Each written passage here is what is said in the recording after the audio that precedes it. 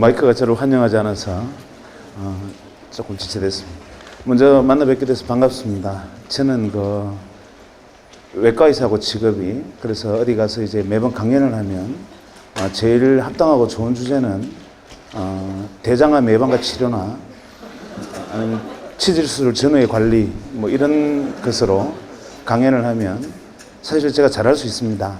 그런데 제가 강연이 보통 뭐 연간 한 500회 정도 되는데 그 중에 단 한 번도 제가 직업이 외과 의사이기 때문에, 그것도 대장암이 전공인데 저한테 대장암과 관련된 주제로 강연을 맡기는 것이 한 번도 없었고, 그게 한 10년 동안 정말 그 많은 강연 중에 단 한 번도 제게 건강 관련 주제를 요청을 받지를 못했습니다. 그래서 오늘은 학생들을 대상으로 이 대장암의 병인론이나 대장암의 역학조사 뭐 이런 주제로 한번 이야기를 해볼까 하다가 끝나고 난 다음에 무지하게 욕먹을 것 같아서 그냥 원래 주제로 돌아가겠습니다. 고민했습니다. 왜냐하면 오늘 아주대학에서 지금 하고 있는 주제에 이 말씀을 맞춰서 말씀을 드리려면 이 두 가지가 있을 텐데, 하나는 능동적이고 아주 다이나믹한 어떤 삶의 입장에서 이야기할 수 있을 거고, 행복이라는 입장에서. 두 번째는 아주 나이브하고 소프트하게 우리가 성찰하는 부분에서 이야기할 수 있을 텐데, 아무래도 학생들을 대상으로 하는 이야기니까 좀 다이나믹한 이야기를 할까 싶습니다. 저는 직업이 외과의사고, 사실은 제가 명함을 어디 가서 내놓으면 많은 분들이 이 사람 진짜 의사였네 뭐 이런 소리를 잘합니다.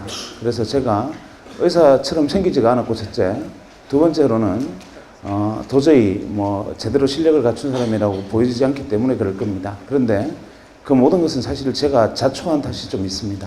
왜냐하면 병원에 앉아서 환자만 열심히 진료하면 되는데 쓸데없는 일들을 하면서 다른 일로 많이 이렇게 다른 사람들이 저를 만나다 보니까 저게 직업이 의사라는 사실 자체를 인정하려 들지 않는 경우를 왕왕 접합니다.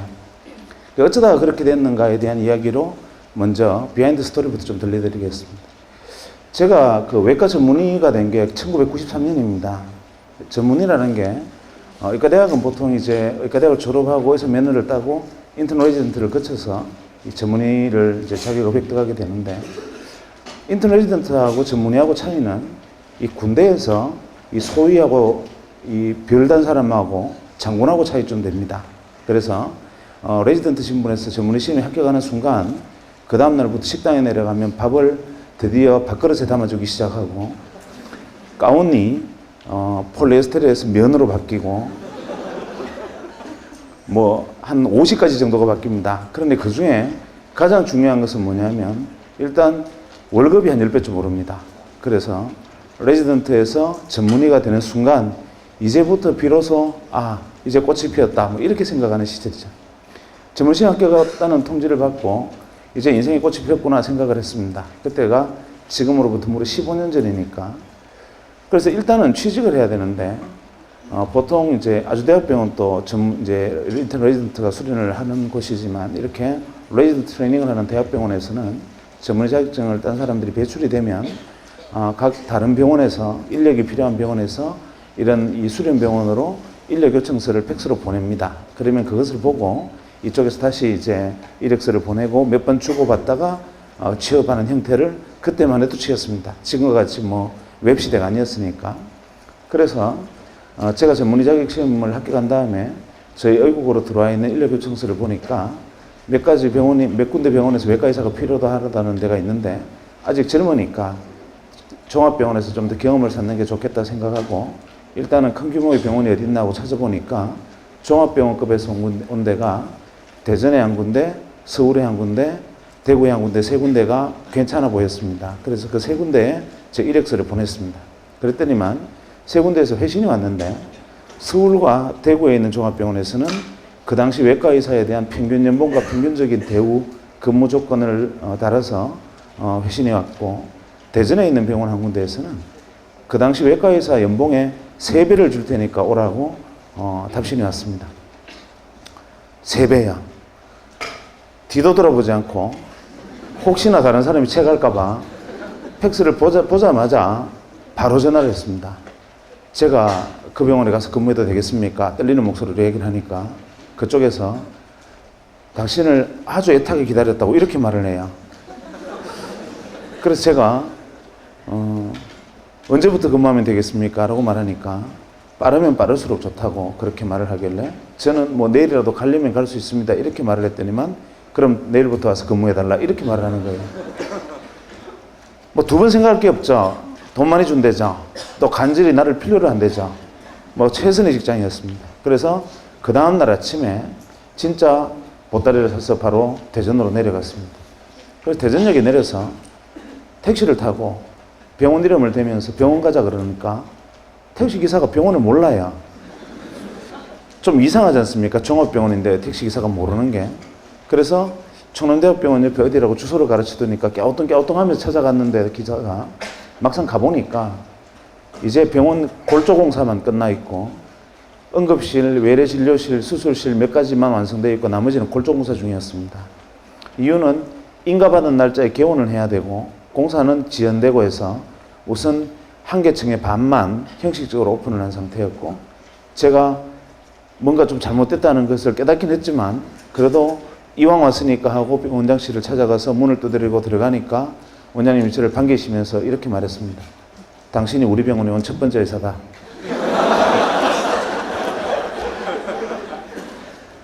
뭔가 좀 잘못됐다는 걸 두 번째 깨달았습니다. 그리고 난 다음에 제가 여기서 무슨 일을 해야 되겠습니까? 이렇게 말을 하니까 하시는 말씀이 원래 당신도 알다시피 병원에는 외과 의사는 무조건 3명이 있어야 된다. 종합병원에. 그래야 한 명은 외래 보고 한 명은 수술하고 또 한 명은 밤에 응급수술이나 응급 상황을 커버를 해야 되기 때문에 그 다음날 쉬어야 되고 이렇게 무조건 3명이 있어야 되는데 우선 혼자 있으니까 3가지 목을 다 하고 대신 월급을 3배로 주겠다. 사람을 하면 구하면 월급을 반으로 줄이고 3명 다 차면 3분의 1만 받아라 이렇게 말하는 거예요.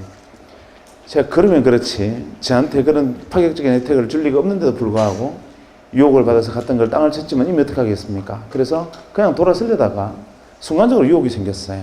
왜냐하면 어차피 레지던트 하느라고 조금 전까지만 해도 뭐 밤잠 안 자고 일했으니까 레지던트 1년 유급했다 생각하면 1년만 바짝 일하면 나머지 2년은 해외여행 다니고 놀아도 되겠다. 다른 사람하고 똑같다 조건이. 이렇게 생각하니까 또 마음이 편해져요. 그래서 좋습니다. 근무해 보겠습니다 하고 근무를 시작했는데 한 3주가 지나니까 죽을 것만 같아요. 왜냐하면 충남대학병원에서 환자가 밀려들면 옆에 병원 생겼는데 거기 가면 받아준다고 다 보내버리는 거예요. 그래서 낮에 외래진료 20-30명 하고 한숨 돌리려 하면 위에 수술 준비됐다 그러고 수술하고 내려오면 환자 30명 기다리고 또 마치고 실려하면 수술 준비됐다 그러고 남들 퇴근하는 시간 되게 해그름이 되면은 응급실에 환자 50명 기다린다 그러고 이러는 거예요. 한 3주 정도 지나니까 정말 2시간 이상 잠을 연달아 자보지는 못했습니다. 그래서 이제 거의 휘청거리는 걸음을 걷고 있는데 제가 서울에 있는 모 경제연구소에 근무하는 친구한테서 제게 전화가 왔습니다. 전화가 와서 그래 오랜만이다 하고 전화를 받으니까 다짜고짜 이렇게 말을 하는 거예요. 좋은 강연이 있는데 하나 들으러 오지 않겠느냐 이렇게 말해요. 그래서 제가 무슨 강연이냐 물어보니까 미래사회 트렌드에 대해서 프랑스 유학을 갔다 온 아주 똑똑한 친구가 이 강연을 하는데 이게 들어두면 굉장히 좋은 강연일 거라고 일생에 좋은 기회일 거라고 이렇게 말해요. 그래서 제가 그때 그 친구 보고 이렇게 말했습니다. 대전 시민의 생명이 내 양어깨에 다 걸려있다 지금. 지금 경제 강연 들어간다고 병원 비워놓고 갈 상황이 아니다. 말 같지도 않은 소리 하지 마라. 전화를 끊으려 하니까 이 친구가 뭐라 하느냐 하면은 이 강연을 안 들으면 평생 후회할 거래요. 그래도 제가 시끄럽다고 전화를 끊었죠. 그런데 되게 여러분들은 안 그렇겠지만 사람이 자기에게 좀 못난 사람들은 누가 평생 후회한다는 둥, 일생일대의 기회라는 둥 이런 말을 하면 그 말이 귓가에 계속 뱅뱅 돕니다. 밤에 수술하다가 배를 가르고 창자를 이렇게 들어 올리다가도 도대체 뭐 때문에 이놈이 평생 후회한다 할까 이러다가 도저히 안 되겠어요. 그래서 그 다음날 아침에 원장실 문을 열고 다시 원장실 찾아갔습니다. 그래서 원장님을 만나 뵙고 이렇게 말씀드렸죠. 선생님, 서울대학병원에서 닥터 보조기가 와서 대장암 라이브 수술 세미나를 하는데 이걸 보고 오면 우리도 대장암 특수 클리닉을 개설하는데 도움이 될 것 같다고 이렇게 말씀을 드리니까 깨우뚱깨우뚱 하시더니만 당신이 공부를 그렇게 좋아하는 줄 몰랐다고 이렇게 말해요. 그래서 제가 배움의 길에 끝이 없습니다.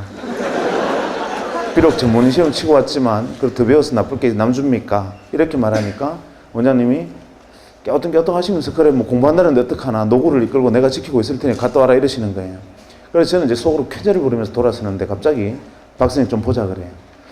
대개 이제 공식 출장은 뭐 학회가 있으면 세미나 카탈로그나 뭐 이런 게 있을 테니까 그걸 가져오라는 줄 알고 뜨끔했는데 그게 아니라 이분이 가슴에서 지갑을 꺼내시더니만 그때 돈으로 무려 100만 원을 제게 주시는 거예요. 그러면서 이왕 서울 가서 학회 가면 학회 마치고 친구들하고 모여서 밥도 사 먹고 술도 한잔 마시고 놀다가 그 다음날 와라 이러시는 거예요. 저는 정말 이런 세상에 이렇게 뭐 횡재가 있나 하고 이제 돌았었는데 지금 돌이켜 생각하면 이 어른이 거짓말 하는 걸 알았던 거죠. 그러니까 한 3주 더 직사게 고생을 했는데 이놈 아무래도 거짓말 하는 걸로 봐서 한번 풀어주지 않으면 그냥 그만두고 영 돌아오지 않는 수가 있겠다. 이래서 그냥 용돈을 준 거였는데 저는 속여 넘겼다고 생각했습니다. 그래서 돌아 나왔는데 사람이 이게 말 타면 종 부리고 싶죠. 시간이 생기고 돈이 생기니까 혼자 가기 심심한 거예요. 그래서 누구를 데려갈까 고민을 하다가 아무리 사방을 돌아봐도 그 시간에 강연 들어갈 친구가 없어요. 평일날 오후, 그러니까 수요일 오후 3시에 하는 강연에 참석할 직장 다니는 멀쩡한 친구가 누가 있겠습니까? 그래서 누구를 데려갈까 고민하다가 한 명이 딱 압축이 됐는데 그게 누구였느냐 하면 텍사스 주립대학에서 MBA를 마치고 와서 1년째 백수하던 친구가 있었어요. 여러분들은 그거를 잘 이해를 못 하시겠지만 우리는 베이비붐 세대라서 대학 마치고 할 일이 없으면 대학원을 가고 대학원 갔다 와서도 할 일이 없으면 미국 갔다가 그냥 오기 미안하니까 MBA 해서 오는 거 그 다음에 한 1, 2년 백수하는 게 이게 정통 코스였습니다. 그래서 이 친구한테 전화를 했습니다. 강연대를 같이 안 갈래? 저는 그때 놀라운 사실 하나 배웠는데 백수는 보통 사람과 감정 반응이 틀립니다. 우리는 누군가가 자꾸 전화하고 뭐 삐삐하고 핸드폰하고 나를 찾고 부르면 짜증내지 않습니까? 백수는 누군가가 자기 이름을 불러주면 오르가즘 느낍니다. 자기 이름을 불러준다는 그 사실만으로 그 사람에게 가서 꽃이 되는 게 백수입니다. 제가 강연 들어가지 않을래 그러니까 언제 어디서 하는 무슨 강연이 있냐 물어보지도 안 하고 그래 가자 그러는 거예요. 그래서 이 친구 같이 가기로 했습니다. 이 친구가 동대구에서 기차를 타고 대전역으로 오고 저는 대전역에서 만나서 같이 서울의 연구소로 왔습니다. 연구소 강연장에 들었으니까 이 강당보다 한 절반 정도 되는 강당에 좋은 의자들이 한 50개 놓여 있었고 거기에 꽉 차 있었습니다. 연구원들이. 그러니까 박사급 연구원들이 쭉 앉아 있었는데 이분들이 좋게 말하면 프라이드고 나쁘게 말하면 자만심이 이 폐속까지 부풀어 있는 사람들입니다. 지금도 그 연구소가 그런데 93년도에는 다른 박사학위 받고 와서 백수가 기본 코스인데 한국 최고의 경제연구소에 있다는 사실만으로 어깨에 풍선이 이만큼 들어있던 사람들이었습니다. 그래서 자만심이 엄청난 곳이었죠. 제가 작년에 거기 강연하러 갔습니다. 그러니까 13년 전에 강연 들으러 갔다가 작년에 거기 강연하러 갔더니만 정말 의전으로 사람을 죽입니다. 문을 열고 이제 연구소 앞에 차가 들어가면 수의실 앞에 직원이 나와 있고 의전 담당 직원이 현관에 나와 있고 의전 담당 전무가 나옵니다. 그리고 가서 PT룸 가서 그룹의 연역부터 시작해서 연구소 역사까지 PT를 하고 그 다음에 줄줄이 정중하게 정말 거의 일본 사람 수준으로 극도 예의를 보이면서 강연자를 맞이합니다. 그런데 문제는 뭐냐면 말로는 우리 연구소에 강연하러 와주셔서 대단히 감사합니다 라고 정중하게 얘기를 하는데 눈빛에는 우리 연구소에 강연하러 오라니까 영광스러워 죽겠지 이런 눈빛이 적혀 있는 거 이해하시죠? 무슨 이야기인지. 설마 여러분도 지금 그런 건 아니죠? 어쨌거나 간에 그 정도로 이 교만함이 있어질 때는 프라이드가 강한 사람들이 쭉 앉아 있었고 저희들은 외부에서 청강에 있으니까 제일 뒤에 앉았습니다. 그 순간 연자가 옆에 문을 열고 들어왔는데 연자가 와서 이 무대에 올라오는 순간 이분들이 불쾌한 기색이 역력해지면서 갑자기 헛기침이 나오고 저거 뭐냐 그러고 어수선하고 소란내지기 시작했습니다. 이유가 뭐냐 하면 연자가 복장이 너무 황당했기 때문에 그렇습니다. 그때니까 지금 13년 전이면 15년 전이면 그때는 길거리에 다닐 때 양복도 다들 검은 양복에 흰색 와이셔츠 입고 다닐 때입니다. 그런데 강연하러 와서 찢어진 청바지에 무릎이 다 나왔고 UCLA 적힌 티셔츠에 뉴욕 양키스 모자를 쓰고 등장한 겁니다. 지금도 그 연구소에는 그렇게 강연하러 가는 사람이 없습니다. 제 정도 복장도 굉장히 파격적인 복장입니다. 그런데 그런 복장으로 나타났으니까 이분들은 모욕당했다고 생각한 거죠. 어디서 저런 날건달 같은 놈이 강연하러 왔느냐. 뭐 이런 생각을 한 겁니다. 그래서 뭔가 불편한 기색들이 역력했는데 문제는 강연이 시작되고 터졌습니다. 강연이 시작되고 얼마 안 돼서 한 10분 정도 지나니까 뒷줄부터 한 명씩 일어서서 나가기 시작했는데 한 30분 정도 지나니까 다 나가고 앞줄만 몇 명 남고 외부에서는 저희들만 달랑 남았습니다. 대개 그 이유는 강연 내용에 문제가 있었기 때문인데 아무리 강연 내용에 문제가 있어도 그렇지 전원이 퇴장해버리는 경우는 놀라운 일이지요. 제일 앞줄에 남는 사람들은 원래 이 사람들은 성격이 이상한 사람들이에요. 항상 제일 앞에 있는 사람들은. 그래서 특별한 경우가 아니면 이분들은 안 나갑니다. 그 다음에 외부에서 온 저희들은 제일 뒤에 있을 때는 연구소 순환버스가 안 들어오면 못 나가니까 그냥 끝까지 앉아 있었고 나머지는 다 나갔습니다. 이유가 뭐냐면 이분이 들어와서 강연을 하는데 강연 주제가 기가 막혔습니다. 제일 먼저 칠판에 제목을 적었어요. 뭐라고 적었냐면 W 이렇게 적더니만 다짜고짜 뭘 하느냐면 그리 멀지 않은 미래에 이 W의 세상이 온다는 겁니다. 그리고 이 안에는 은행도 들어오고 증권사도 들어오고 이걸로 핵무기도 만들고 전쟁도 이걸로 한다는 겁니다. 딱 들으면서 저는 어떤 생각을 했느냐 하면 저 친구 테트리스 게임 개발하다 미쳤구나. 혹은 망상장애 같은 정신질환이 있구나 이렇게 생각을 했습니다. 저뿐만 아니라 트렌드나 경제, 그 현상을 연구하는 전문학자들도 저는 저거 과대망상증 환자다라고 배척하고 다 일어나서 나가버렸습니다. 93년도에는 이런 이야기를 하면 그것은 정신병자입니다. 그래서 그때 당시에 외배 개념이라는 것은 여러분 잘 모르시겠지만 모자익이라는 것이 그때가 소개되던 시점이었고 그때라도 이런 그래픽 기반의 웹 서비스가 이루어질 것이라고는 아무도 상상하지 못하던 시절에 이 사람이 조만간에 그런 세상이 온다라고 얘기를 하는 겁니다. 아마 제가 여러분에게 내일부터는 아주대학에서 각자 로켓 추진기를 한 개씩 지급할 겁니다. 학교에서 그거 타고 집에 가십니다. 이렇게 이야기하는 것과 같은 얘기입니다. 강연이 끝나고 연자가 너무 반응들이 황당했으니까 자기도 민망해서 머리를 긁으면서 그냥 문을 열고 나가는데 아무도 박수 친 사람도 없었고 아마 그 연구소에 그 전에도 그 위에도 그런 일은 없었을 겁니다. 그 사람은 그냥 나갔습니다. 쫓겨나듯이. 저도 이제 강연이 끝났으니까 저를 초대했던 옆에 연구소 친구 보고 이따위 강연을 들으려고 지금 대전 시민을 내팽개쳐 두고 내가 여기 앉아 있어야 되느냐 항의를 했더니만 연구소 친구가 자기도 이럴 줄 몰랐대요. 미안하다 이래요. 할 수 없다 나가서 이제 저녁이나 먹고 놀러 가자 하고 이제 일어서는 순간 갑자기 제 오른쪽에 앉아있던 백수가 자리를 팍 차고 일어서더니만 저보고 빨리 돈 10만 원만 달래요. 10만 원은 뭐하게 그러니까 너네들끼리 저녁 먹고 따로 놀아라. 나는 저 W하고 이야기 좀 하고 가야 되겠다. 따로 갈게. 경비 좀 돼. 이렇게. 네가 저 사람하고 무슨 얘기를 하느냐 이러니까 강연에 깊은 감명을 받았대요. 제가 두 번째 백수에 대한 이해를 했습니다. 백수는 보통 사람과 감정 반응이 틀리는 겁니다. 그래서 제가 백수 보고 이렇게 말했습니다. 내가 볼 때는 니나 자나 상태가 비슷하다. 너네들끼리 이야기해봐 서로 도움 안 되니까 그냥 가서 저녁 먹고 집에 같이 가자. 이러니까 막무가내예요. 그래서 할 수 없이 이 경비 여비를 좀 떼주고 우리는 같이 친구하고 저녁 먹고 저는 그 길로 대전에 내려가 버렸습니다. 그런데 문제의 백수가 어떻게 했느냐 하면 문을 열고 뛰어나가서 이 W가 주차장에서 차를 달고 시동을 거는 순간 차문을 열어제친 겁니다. 잠깐만요. W가 놀라서 왜 이러십니까? 하고 뒤를 고개를 돌아보니까 백수가 그를 쳐다보면서 이렇게 말했습니다. 저는 W를 믿습니다.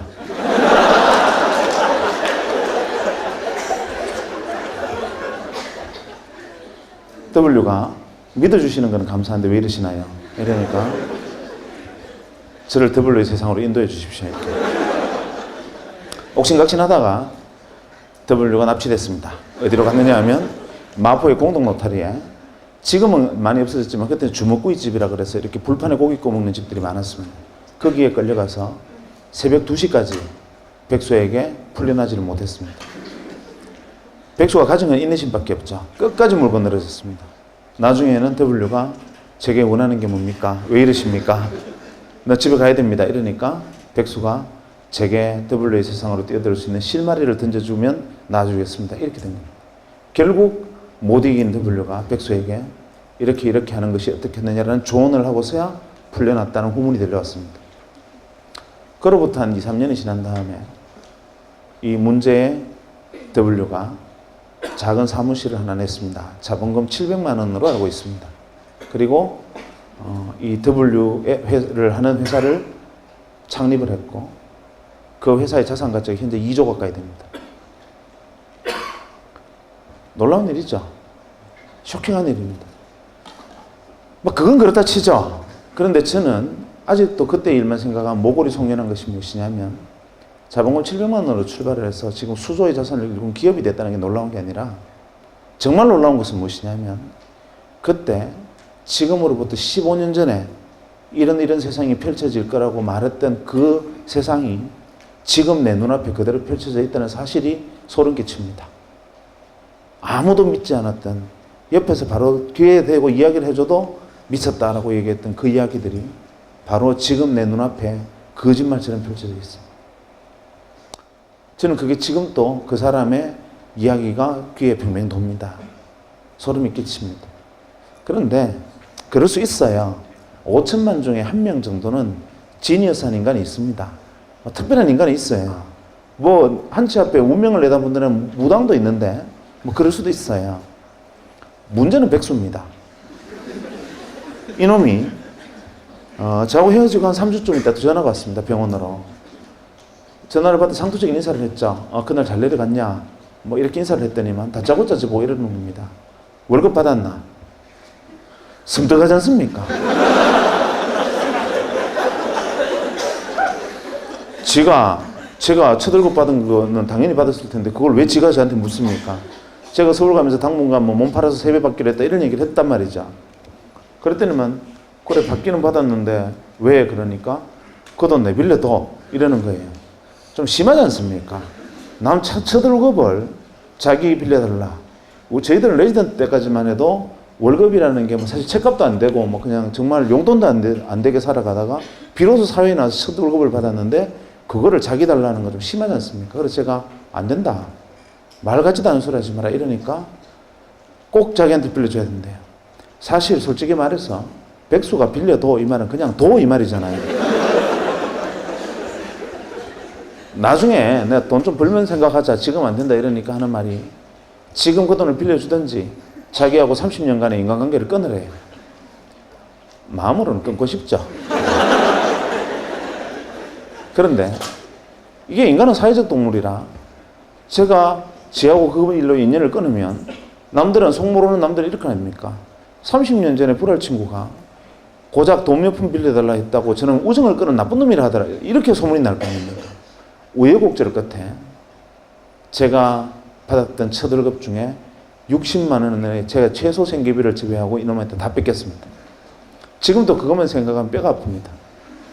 어쨌거나 제 돈을 빌려갔어요. 그리고 이 녀석이 무슨 짓을 했느냐 하면 혹시 여기 대구 출신에 계신지 모르겠지만 대구에 가면은 범어동에 대구은행 본점이 있고 그 뒤에 작은 분식집들이 좀 있었는데 그 분식집에 작은 방을 하나 빌리고 거기서 사업을 시작했습니다. 그래도 또 좀 시간이 지나서 제게 전화가 왔습니다. 한동안 연락이 없다 전화를 받았는데 여보세요 하니까 내다 이러는데 그놈 목소리예요. 그래서 제가 전화 받자마자 나 돈 없다 이러니까 돈 이야기가 아니니까 안심하래요. 그럼 왜 전화했냐 그러니까 자기가 제 돈 빌려 사업을 시작했는데 그거를 좀 도와줘야 되겠대요. 돈 말고 내가 뭘 도와주냐 그러니까 아주 단순하니까 주소만 하나 만들면 된대요. 그게 무슨 주소 그러니까 내가 대전시 중구 문화동 46-1번지가 내 주소인데 무슨 주소를 또 만드냐 이러니까 그건 아니고 굉장히 단순한 건데 가상 주소를 하나 만드는데 그 이유서는 뭐냐면 편지를 주고받는데 필요한 거래요. 내용을 듣고 보니 지금으로 말하면 이메일 시스템을 운영을 하는데 거기에 이제 아이디를 만들어라 이 말입니다. 그래서 제가 첫 번째 바로 이렇게 말했습니다. 니 내 돈 빌려서 거지 됐나? 첫째, 냉철한 지성과 합리적인 판단력으로 볼 때 너는 무조건 망한다. 왜냐하면 내가 세 가지만 물어볼게. 첫째, 너 1년에 편지 몇 통 쓰냐? 네가 1년에 편지 3통 이상 쓰면 내 손에 장을 지진다. 대개의 사람이 다 그럴 텐데 그거를 컴퓨터를 통해서 편지를 주고받는 사업이 되겠나? 무조건 안 된다. 두 번째, 설령 편지를 3통 이상 쓰는 사람이 있다 치자. 그래도 우표값 30원이 아까워서 그거를 컴퓨터를 해서 쓰겠나. 셋째, 편지란 자고로 6필로 쓰는 거다. 이 사업은 무조건 안 되는 사업이다 하니까 이 친구가 하는 말이 W가 말씀하시기를 에브리바디가 컴퓨터로 편지를 쓰는 날이 온다 했다는 거예요. 그래서 제가 그날 내가 너를 데려간 내 업보다 하고 어쩔 수 없이 아이디를 하나 만들어줬습니다. 그때 만들었던 아이디가 뭐냐면 어펜딕스입니다. 이 어펜딕스는 여러분들은 그냥 금방 떠오르는 게 부록이나 목차라는 뜻을 떠올리겠죠. 제가 이 녀석한테 어펜딕스를 하겠다 그러니까 부록, 목차, 역시 너는 철학적인 놈이야 이러는 거예요. 사실은 어펜딕스는 의학용어로 맹장이라는 뜻입니다.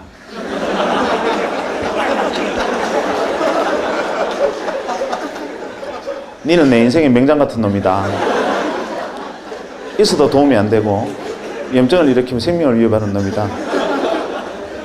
마음만 먹었으면 뗐으면 좋겠는데 멀쩡한 배를 가를 수는 없는 너는 바로 이런 놈이야 라는 저주와 야유와 조롱과 경멸을 담아서 만들어졌습니다. 또 시간이 흘렀습니다.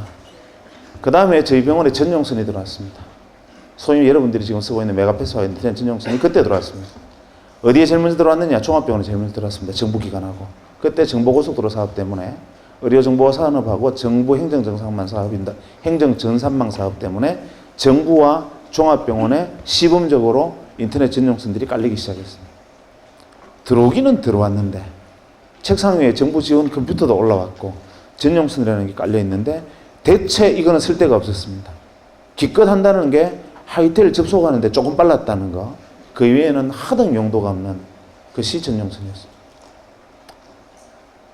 그렇게 컴퓨터를 방치해두고 있는 어느 날 자기가 또 백수가 전화와서 뭘 하나 어떻게 해라 해서 그냥 뭐 어떻게 했습니다. 그러고 난 다음에 무심코 하루는 컴퓨터를 딱 켜니까 갑자기 바이러스 먹은 것처럼 크다는 창이 하나 붕 뜨더니만 산신령 그림이 하나 나타나고 산신령이 편지를 들고 있는 그림이 나타나요. 그러면서 편지가 왔습니다 하면서 산신령이 이렇게 편지를 흔들어요. 이게 뭐야 하고 클릭을 하니까 동창회 소집 공고 제목이 이렇게 되어 있는데 아 이놈이 한다는 짓이 기껏 한다는 짓이 이거구나 하고 투덜거리며 냉소적으로 바라보다가 잠깐 놀랐습니다. 뭐냐면 수신인이 170명입니다. 수신인 명단에 170명으로 되어 있어요. 그래서 제가 어라 170명한테 한 방에 다 보낼 수 있으면 이거는 뭐 그런 대로 나쁘진 않네 하고 거기다가 답장하기 기능을 통해서 모두에게 하시겠습니까? 그때만 해도 그렇게 후진적으로 답장하기 모두에게 하시겠습니까? 예 하고 나는 대전에 무슨 병원인데 너네들은 어딨니? 하고 보냈더니만 이틀 만에 무려 한 7, 80명의 동창으로부터 편지가 쏟아졌습니다. 나는 뭐 어디에 있다, 나는 정부의 뭐 과천에 어디 청사에 있다 이런 식으로 막 연락이 쏟아졌는데 이거 신기하지 않냐? 되게 반응이 이랬습니다. 알고 보니 백수가 동창회 명부를 들고 정부나 대기업, 종합병원 같은 데 전용선이 들어와 있을 만한 곳에 근무하는 친구들을 일일이 전화를 해서 설명하고 가입하게 하고 그 다음부터 낚시질로 메일을 계속 낚시 메일을 던지고 있었던 거예요.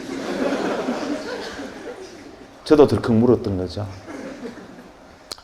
그날 이후로 저희 병원의 진료가 마비가 됐습니다. 이유가 뭐냐면 저희 병원 직원들한테 소개를 했더니만 다들 메일놀이에 빠져가지고 지금으로 치면 메신저를 메일을 메신저처럼 사용한 겁니다. 건강원서 어제 저녁에 뽀뽀하는 거 봤다 이러면 선생님이나 신경 쓰세요. 뭐 이런 식으로 왜 하루 종일 메일놀이 너무 신기하니까 메일놀이를 시작한 거죠. 저희 병원 직원이 다 가입하는데 일주일이 안 걸렸습니다. 물론 그 동창들 주변에 있던 사람들도 그랬죠. 그래서 서울도 아니고 대구에서 시작한 전자메일 서비스 회사가 1년 반 만에 250만의 가입자를 모집했습니다. 그리고 99년 초에 골드만삭스라는 외국계 투자사 600억의 지분을 넘겼습니다. 그리고 지금은 포스코 센터 옆에 있는 이렇게 쳐다보기도 어려운 빌딩의 소유주이기도 하고 그 안에 4개의 벤처기업을 거느린 벤처 지주사의 회장으로 변신해 있습니다. 백수가. 그리고 제 돈은 아직 안 갚았습니다.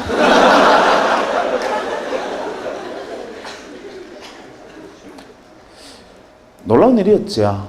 이게 대한민국 최초의 상용 메일 서비스였습니다. 우리나라에서 최초로 상용 메일을 서비스했던 것이었고 정말 엄청난 일이었습니다. 저는 그 과정에서 굉장히 가슴이 아팠습니다. 굉장히 고통스러웠어요. 옆에 지켜보면서. 왜냐하면 이 친구가 잘 된 게 배가 아픈 게 아니라 왜 같은 장소에서 같은 사람으로부터 같은 말을 들었는데 자기도 눈이 두 개 있고 저도 눈이 두 개 있고 귀는 똑같이 두 개 달렸고 같은 귀와 같은 눈을 가지고 똑같은 사람으로부터 이야기를 들었는데 왜 백수의 눈에는 인생을 걸고 뛰어들어야 하는 복음으로 들리고 저한테는 망상장애를 가진 환자의 그냥 기괴한 이야기를 들렸던가. 이게 이해가 안 됐습니다. 왜 이 차이가 도대체 어디에서 온 거냐.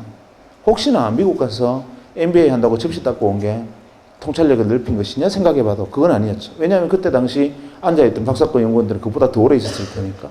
그것도 이유는 아니다. 대체 이유가 뭐냐. 고민을 하던 차에 마침 그때 제가 읽고 있던 책에서 답을 구했습니다. 제레미 러프킨 아시죠? 제레미 러프킨이 그때 쓴 책인, 책 제목이 기억이 안 납니다. 그때 허접한 책이었는데. 제레미 러프킨이 쓴 책, 그때는 제레미 러프킨이 아주 자기 초기 단계 저작이었죠. 이런 내용이 있었습니다. 인류가 30만 년 전에, 현생 인류가 20만 년, 30만 년 전에 출발을 할 때, 현생 인류가 가진 자산은 돌도끼가 유일한 거였다. 그런데 한 20, 30만 년이 흐르고 난 다음에 인류가 가진 자산은 어마어마하게 문명이 발전했다. 그런데 많은 사람들은 착각하고 있다. 무엇을 착각하고 있느냐 하면 지난 30년간 명멸했던, 태어나서 사라져갔던 모든 인류가 이 문명의 발전에 기여했다고 생각하지만 천만의 말씀이다. 인류의 문명이 이만큼 온 데는 0.1%의 창의적 인간이 다른 사람은 보지 못하는 것을 보고 생각하지 못하는 것을 생각하고 다른 사람은 꿈꾸지 못하는 것을 꿈꾸고 여기가 새로운 세상이다라고 어두운 곳에 깃발을 꽂으면 0.9%의 통찰력과 직관을 갖춘 안목 있는 인간이 그것을 알아보고 거기에 뛰어들어서 한 배를 타고 등을 밀고 손을 당기면서 이루어낸 역사다. 1%의 역사다. 이렇게 말을 합니다. 그래서 제레미 러프킨은 0.1%의 창의적 인간과 그것을 따라 알아보고 협력하고 함께 문명을 건설한 0.9%의 안목 있는 인간, 통찰력 있는 인간, 이 1%가 인류 문명을 이끌었고 나머지 99%를 무엇으로 규정했느냐 하면 잉여인간으로 규정했습니다. 잉여인간이라는 말이 그때 처음 등장했습니다. 가슴이 뜨끔하시죠? 잉여인간, 제레미 러프킨은 거기다 갈로에서 이런 말을 썼습니다. Organic material. 잉여인간은 organic material이다. 유기물이라는 거죠. 그냥 섭취, 배설을 반복하고 이산화탄소를 뿜어내는 존재. 그 다음에 때에 따라서는 자연계로 돌아가서 동물성 사료가 되기도 하는 그런 존재의 99%. 그래서 항상 0.1%가 새로운 것을 주장하면 0.9%가 함께 그것을 이루어내고 나머지 99%는 매번 세상 참 좋아졌다. 옛날에는 이렇지 않았는데 세상 참 놀랍군. 엄청난 일이야. 계속 이런 말만 하면서 따라오는 사람들 99%로 구성되어 있다는 거죠. 그걸 보니까 답이 딱 떨어졌습니다. W는 0.1%였고 제 친구 백수는 0.9%에 속했고 저는 잉여인간이었던 거예요. 인정하기 싫었지만 인정하지 않을 수 없었고 그게 사실이었습니다. 한데 그게 슬퍼지야. 나를 유기물이라는데 내게 이성이 없는 임팔라 따위하고 저하고 같은 존재라는데 기가 막히죠. 그래서 어떻게 하면 이걸 벗어날 수 있을까? 두 번째, 지금 이번에 90년대에 일어나고 있는 이 엄청난 현상들, 변화들, 이것만이 일시적인 현상이냐? 제레미 러프킨 역시도 지금 현재 변하고 있는 이 모습만 보고 헛소리하는 건 아니냐? 과거에도 진짜 그랬나? 이게 궁금했습니다. 그래서 레트로그레이드하게 뒤집어 보니까 구구절절이 국면이 바로 제레미 러프킨 이야기와 일치했습니다. 대표적인 예로 뭐 다른 것까지 이야기할 필요는 없고 경제사만 하나 놓고 보면 한 200년 전에 산업혁명이 일어났습니다. 아시는 분 아시겠지만 공작기계에 대한 산업특허 1호는 방적기계입니다. 그러니까 모직을 생산하는 기계죠. 모든 사람이 배틀에서 시조가 날줄을 엮어서 모직을 생산하던 영국에서는 양털은 나왔지만 그것을 가공할 능력이 없어서 길 건너에 있는 이 네덜란드로 가서 이 모직물을 생산해서 도로 가져오면서 엄청난 옷값이, 이 모직값이 엄청나게 비쌀 때였습니다. 아무나 입지 못하던 것을 기계를 통해서 대량 생산한다니 이거는 세상을 뒤집는 혁명과 가까운 이야기였습니다. 창의적이죠. 그 기계를 만든 W는 획기적인 물건을 개발한 겁니다. 문제는 다른 사람들은 다 그냥 그런 게 있나 보다 하는데 그때 당시 글래스고에 그 공장이 처음 만들어졌을 때 주변에서 감자밭을 하던 사람들 중에 일부가 이렇게 생각합니다. 저놈 W다. 저거 세상 뒤집겠다. 산업을 중심이 되겠다. 나도 저기 뛰어들 방법이 없을까? 고민을 합니다.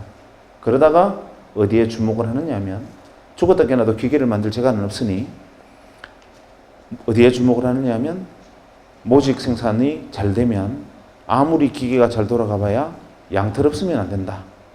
지금 대개 천재들의 가장 큰 단점은 좌우를 돌아보지 않는 겁니다. 공장은 지어놓고 양털을 어디서 가져올지를 생각을 하지 않고 우선 지금 가져오듯이 그냥 하면 되겠지 생각하지만 그것을 딱 착안한 일부 감자밭을 하던 사람들이 감자밭을 갈아엎고 양목장을 시작합니다. 모직 생산 어마어마한 속도로 인기를 끌고 양털이 대량으로 필요해지면서 어마어마한 부를 양목장주들이 가져갑니다. 뒤늦게 너도 나도 감자밭을 갈아엎고 양목장들을 하는 바람에 영국에 감자파동이 일어납니다. 감자기근으로 영국 아일랜드 같은 경우에 거의 절반이 감자파동으로 죽는데 이유는 바로 모직 때문입니다. 그 상황을 두고 토마스 모어는 유토피아라는 책을 씁니다. 그러면서 토마스 모어 유토피아는 제일 앞에 이런 말이 나오죠. 시가 나옵니다. 양이 사람을 죽였네, 양이 사람을 죽였네. 그거 읽어보신 분 계시죠? 그거 보면 양이 사람을 뿔로 떠받아 죽였다고 생각하시겠지만 사실 그때의 사회상, 즉 산업이 사람을 죽이는 것을 묘사를 했습니다. 전부 양목장을 하는 바람에 사람이 먹을 감자가 없어져서 감자기근이 들고 결국 굶어 죽게 생긴 사람들이 감자를 훔치게 되고 결국에는 감자를 훔치면 교수형에 처한다는 법이 만들어지고 영국의 길거리에는 교수형에 처해진 목매달린 시체들이 줄줄이 늘린 상황, 그 가혹한 상황을 두고 토마스 모어가 유토피아를 씁니다. 어쨌거나 간에 그만큼 한 명의 생각이 세상의 사회사까지 뒤집어 버립니다. 결국 양목장주들이 어마어마한 부를 축적합니다. 그래서 지금 영국에 가면 약 300개 정도 유력 가문이 있다 그러는데 그 가문들의 문양을 잘 들여다보면 이 양뿔이나 양머리가 그려진 문양들이 많습니다. 그것은 과거 200년 전에 조상들이 양목장을 했던 사람들의 후손이다 라는 것을 증명합니다. 그때 여전히 감자밭을 하던 사람들은 후손은 지금도 감자를 캐고 있다는 전설이 있죠. 문제는 그때부터 시간이 다시 조금 더 흐릅니다. 유럽에 드디어 소형 내연기관이 만들어지고 그것을 마차에 장착하는 초창기 형태의 원시적인 자동차가 만들어집니다. 하지만 그것을 자동차로 볼 수는 없었죠. 근대적 개념의 자동차를 제일 먼저 만든 사람이 누구냐 하면 헨리 포드입니다. 1903년에 헨리 포드가 자동차라는 걸 만듭니다. 변속기, 악셀레이터도 붙어 있는 이 소위 말하는 클러치 장치까지 만들어진 자동차라는 것을 헨리 포드가 개발합니다. 미국에서 제작 발표합니다. 거창하게 자동차를 세워놓고 제작 발표를 딱 할 때 그때마다 뭐 레이싱걸은 없었겠죠. 헨리 포드가 옆에 서서 이것이 자동차다 이렇게 얘기를 하니까 도하 미국 언론들이 그 다음날 획기적인 물건이다라고 기사를 받은 게 아니라 헨리 포드를 조롱하는 기사들이 미국 신문을 도배를 합니다. 기사 내용은 이렇습니다. 헨리 포드라는 쪼다가 자동차라는 물건을 하나 만들었는데 이거 아주 웃기는 물건이다. 왜냐하면 이거 한 대 만드는데 기차보다 돈이 더 들었단다. 기차 한 대보다 더 비싼 생산 단가로 자동차라는 것을 만들었는데 그것을 실제로 보니 기차는 100명이나 타는 데 비해서 자동차는 고작 4명밖에 못 타더라.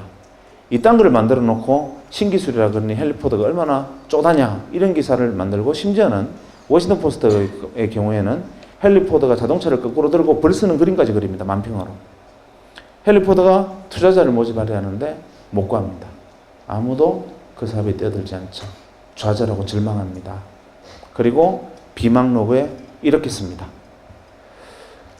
세상의 모든 사람들이 나를 바보라고 비웃는데 나는 나를 조롱하는 사람들이 바보라고 나는 확신한다. 이유는 뭐냐면 그 사람들은 내가 자동차 한 대를 만들 때 들은 비용을 두고 비싸다고 말하지만 대량 생산하면 가격은 떨어진다.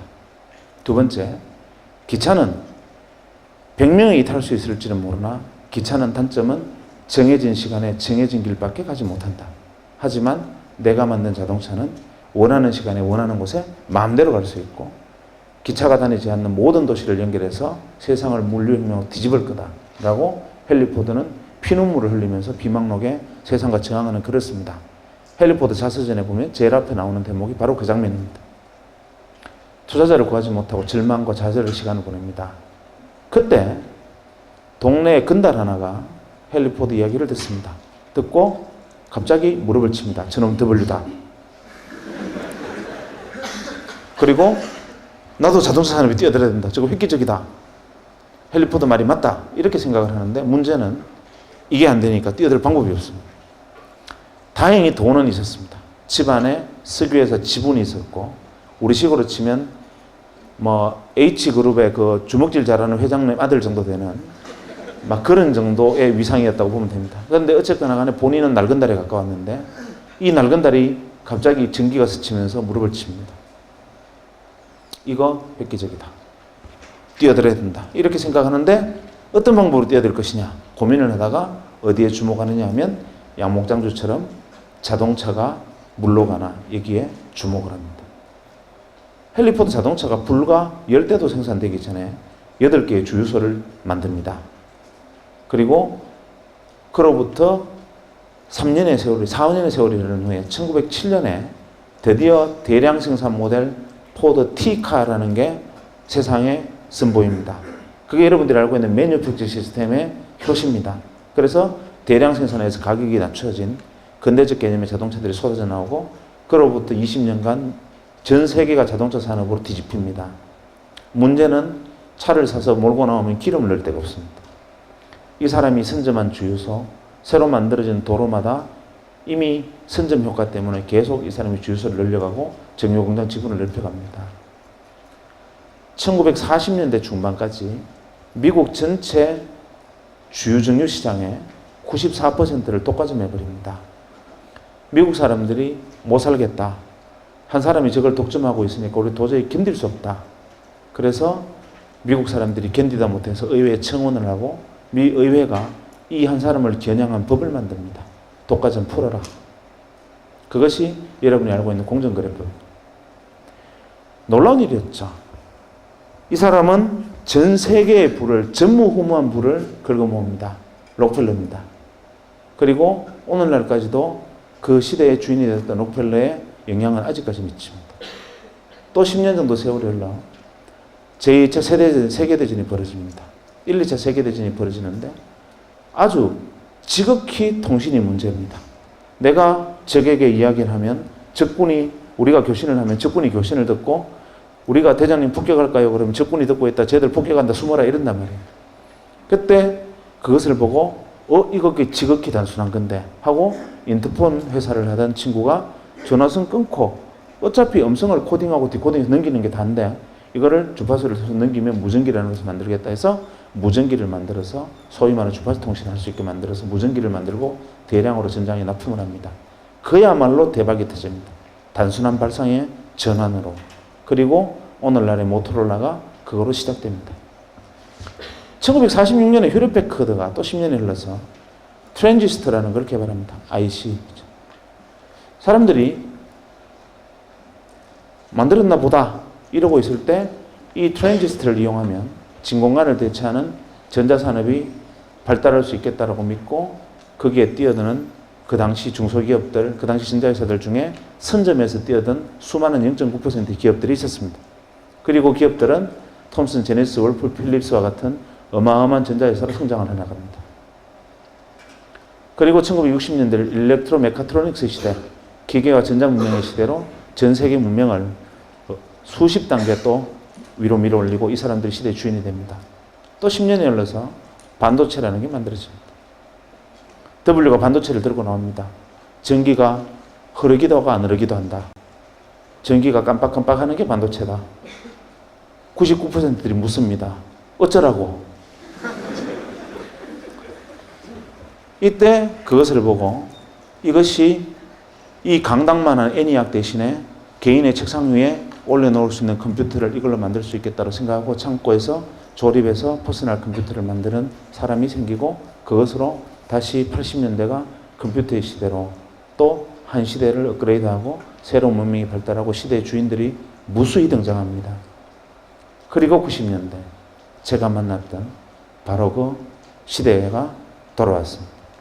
이러고 보니 몇십 년마다 계속 기회를 주어지고 기회를 만들어내는 0.1%와 창의적인 감각, 그것을 알아보고 잽싸게 뛰어드는 통찰력 있고 직관이 있고 안목 있는 인간, 나머지 99%들이 계속 세상 살만해라고 외치는 99%들이 끊임없이 반복되어 왔던 역사다라는 것을 뒤늦게 깨달았고, 저도 그때 뒤늦었기는 했지만 0.9%가 되고 싶었는데 도저히 제 눈에는 뭐가 더블인지 보이질 않았습니다.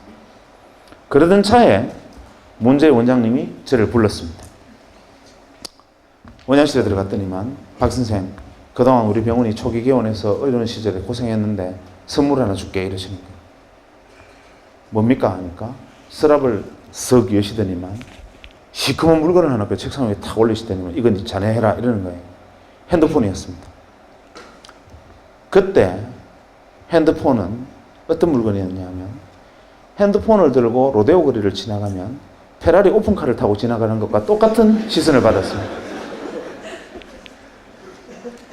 그 핸드폰을 들고 그때 가입비가 한 250만 원, 기계값도 그에 준하는 만큼 비쌀 때였고 그걸 현재 돈으로 환산하면 거의 그랜저 한 대 값입니다. 그것은 아무나 들고 다니는 물건이 아니었습니다. 그것은 뭐 재벌그룹 회장 정도나 들고 다니는 건데 저는 그때만 해도 원장님이 그걸 저한테 주시는 순간 내가 이 병원에 뼈를 묻겠다고 생각했습니다.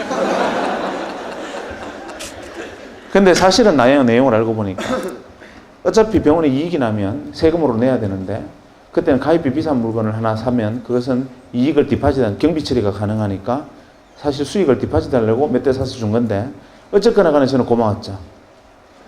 그거를 들고 대전역에서 기차를 타면 난리가 납니다. 제가 3시 기차를 타면 간호사들 보고 3시 5분에 전화를 하라 그럽니다. 기차가 덜컹덜컹 출발할 때쯤 되면은 3시 10분만 되면 옥천을 통과하면 전화가 안 됩니다. 그래서 딱 3시 5분에 전화해야만 통화가 됩니다. 대전권에서만. 그래서 기차를 타서 자리에 앉아서 기차가 들크덩 하는 순간 전화벨이 울립니다. 가방을 열고 전화를 꺼내서 뚜껑을 열고 여보세요 하는 자리에서 일어서는 순간 쓰러집니다.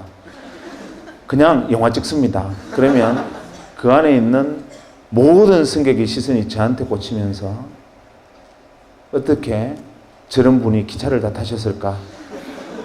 소박도 하시지 뭐 이런 눈빛으로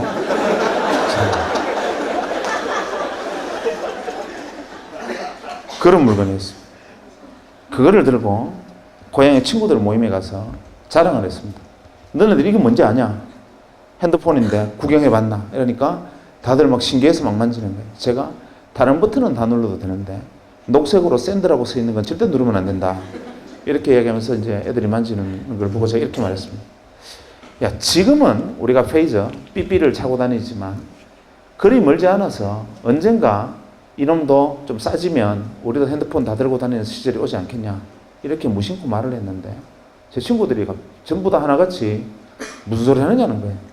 바보 아니냐는 겁니다. 왜냐하면 7,000원만 내면 삐삐를 주고 한 달에 2,000원, 3,000원만 내면 한 달 내내 마음대로 쓸 수 있고 말아도 가도 삐삐가 터지는데 뭐 하려고 그 큰 거를 들고 다니면서 비싼 통화를 무누면서 들고 다니느냐.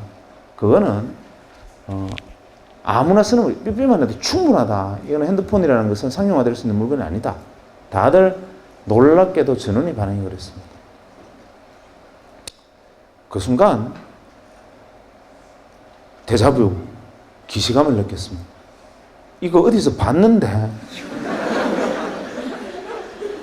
이 장면을 내가 어디서 지금 예전에 어디서 한번 경험한 듯한데 이게 뭐지? 하고 생각해 보니까 예전에 헨리 포드의 자서전에서 읽었던 헨리 포드의 이야기를 100년이 지난 다음에 서로 핸드폰 대신 자동차 대신 핸드폰이 되고 서로 친구들과 제가 이야기를 주고받고 있다는 사실을 깨달았습니다. 그래, 이게 W구나. 갑자기 눈이 번쩍 뜨는 거죠. 그리고 뒤도 돌아보지 않고 병원으로 달려가서 총무과에 전화를 했습니다. 이거 어디서 샀느냐 물어보니까 한국이동통신 주식회사라는 회사가 있는데 거기 가입을 했고 기계는 모토로라는 미국 회사래요. 그 길로 여기 뛰어들어야 된다 생각을 했지만 뛰어들 방법이 없죠. 배운 거는 칼질하는 것밖에 없는데 제가 그걸 할 수 있는 방법은 없고 그렇다고 가운 벗고 이동통신 대리점 할 수도 없고 이걸 어떻게 하면 될까 생각할까 고민하다가 이 회사의 주식을 사면 되겠다 말했습니다. 그래서 이 회사에 주식 투자를 해보려고 주식을 사보려고 보니까 공기업이라서 거래가 안 돼요. 그때 한국이동통신 지금 SK텔레콤이 전신은 공기업이었습니다. 그런데 마침 SK그룹으로 넘어간다는 소리에 한국이동통신 주식회사를 다니던 사람들이 자기가 가지고 있던 자사주를 명동 사채시장에 내다 팔고 있었습니다. 그때 당시 명동 사채시장에 가면 금강 구두표 10만원짜리 8만원, 엘칸토 구두표 10만원짜리 7만원, 한국이동통신 주식 2만원, 대량 입하, 대량 구매 시 협의 가능, 이런 식으로 벌럭벌럭 하면서 이 종이들이 붙어 있었습니다. 저는 사실 그때 그 내용을 정확히는 이해를 못했지만 왠지 뛰어들어야 된다고 생각했고 가서 월급만 받으면 제 생활비를 제외하고는 가서 무조건 그때 그 한국이동통신 자사주를 샀습니다. 그리고 바로 얼마 안 돼서 SK로 넘어가서 SK텔레콤이 되고 주식시장에 상장이 됐는데 무려 6만 5천 원이 된 거예요. 야, 이거다 라고 생각을 했으나 W에 올라탔는데 3배의 수익을 냈다는 것 자체로 W라고 보기에 좀 어렵지 않습니까? 그래서 이게 W가 아니었나? 이렇게 생각하다가 아니야, W 맞을 거야 생각하고 그래도 6만 원을 해도 사자 하고 월급 생기면 주식을 샀습니다. 주식을 산 게 아니라 사실은 제가 순간 믿었던 W라는 곳에 뛰어드는 차비, 티켓으로 생각하고 그냥 그걸 샀죠. 시간이 조금 그리 멀리 흐르지도 않아서 3, 4년이 지난 다음에 제가 99년 말에 이제 한 시대가 끝났구나. 이제는 그만하자 하고 털고 나올 때 그걸 다 주식을 매도할 때 520만 원이 돼 있었습니다. 주식이. 그러니까 2만 원에 산 주식이 520만 원이 돼 있었던 거죠. 세상 사람들이 저보고 그때부터 주신이라고 불렀습니다. 주식 투자의 대가다. 저는 억울했습니다. 나는 주식 투자를 한 게 아니고 정말 내가 그 순간 우연히 다행스럽게 지나가는 마지막 W 버스를 아슬아슬하게 뛰어들어서 범퍼 위에 올라타서 딱 붙어서 그 버스에 올라타고 다행히 다음 정거장으로 갈 수 있었던 것 뿐인데 그거를 주식 투자라고 오해를 했습니다. 그래서 모 방송국에서 의사 한 사람이 이동통신 주식을 사서 대박 터졌다라는 소문을 듣고 왔다고 취재를 요청하는데 저 아닙니다. 어느 물어봐서 제가 핸드폰 그거 하게 생겼습니까? 이렇게 거절을 했었는데 알고 왔다는 거예요. 그래서 혹시나 그냥 나갈까봐 약속을 했죠. 그것이 알고 싶다처럼 탁장 밑으로 다리만 찍고 이름하고 이런 소속은 바꿔서 나가기로 하고 이제 슬리퍼 신은 발만 밑으로 이제 찍기로 하고 했습니다. 그런데 그날 저녁에 뉴스에 의사 출신 주신 이래가지고 얼굴까지 홀라당 다 나와버렸어요. 그 시대는 그랬습니다. 약속이라는 게. 그래서 그때부터 어쩌다 보니까 밖에 끌려 나와서 이렇게 이야기를 하고 다니지만 저는 계속 항변합니다.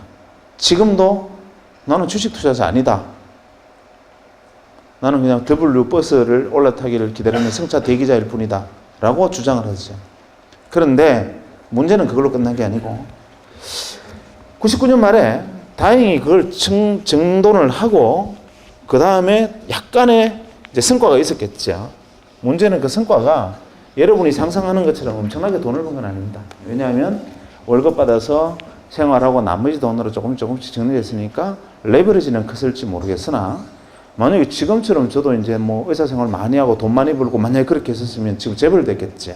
그런데 그런 것은 아니었으나 어쨌거나 간에 티켓을 끊고 3등석에 타는 건 성공했다. 이런 정도였는데 어쨌거나 그 작은 성과를 낸 다음에 2000년에 바로 고민을 해야 될 거 아닙니까? 왜냐하면 2000년에 새로운 버스가 올 테니까요. 자, 내가 이제 99%가 아닌, 정말 나 유기물이 아닌 반드시 1% 안에 들어가는 인간이 확실하다면 2000년대에 새로운 버스가 내 눈에 보여야 되는데, 내가 W가 아닌 건 잘 압니다. 많은 사람들이 자기가 창의적인 천재가 아니라는 사실은 본인은 잘 압니다. 근데 세상은 그걸 무시하고 애서 천재가 되라고 얘기하지. 학교 다니는 애들 보고도 영재교육원 같은 데 보냅니다. 구슬에 흙이 묻은 걸 닦으면 구슬이 되지만 자갈 들고 아무리 닦아도 옷만 방꾼합니다. 그런데 엄마들은 자갈을 들고 계속 광을 내겠다고 영재교육원 또 데리고 다니고 여러분 많이 시달렸지요. 이 중에 W가 있으면 앉아있는 태도가 틀립니다. 물구나무를 서 있다든지 아니면 저기 천장에 매달려 있다든지 뭐 다를 겁니다. 아니면 눈빛이 광안이라든지 뭐 이런 뭔가 달라요. 우리는 그 0.1%를 두고 그런 이상한 행동하는 돈키호테라고, 99%는 돈키호테라고 부릅니다. 그런데 실제로 그런 행동을 하는 사람 중에 99%는 돈키호테가 맞아요. 그게 문제입니다. 그러니까 일개사단에 돈키호테가 있으면 한 명이 W고 나머지 9,999명은 진짜 또라이거든요. 문제는 안목을 가진 0.9%들은 그 1만 명의 일개사단의 돈키호테 중에 하나의 W를 발견할 줄 아는 안목을 가진 사람이 통찰력과 직관을 가진 사람이고, 나머지 99%들은 보고 저것들 또라이 이렇게 생각해 버립니다. 매번 앞서 나가는 사람을 보고 저거 정신 나갔다, 또라이 끄집어 내린다. 이러니까 옛날에 미셀 푸코와 같은 철학자들은 감시와 처벌이라는 책을 통해서 인간이 가지고 있는 어리석음을 통렬하게 비판하게 됐습니다.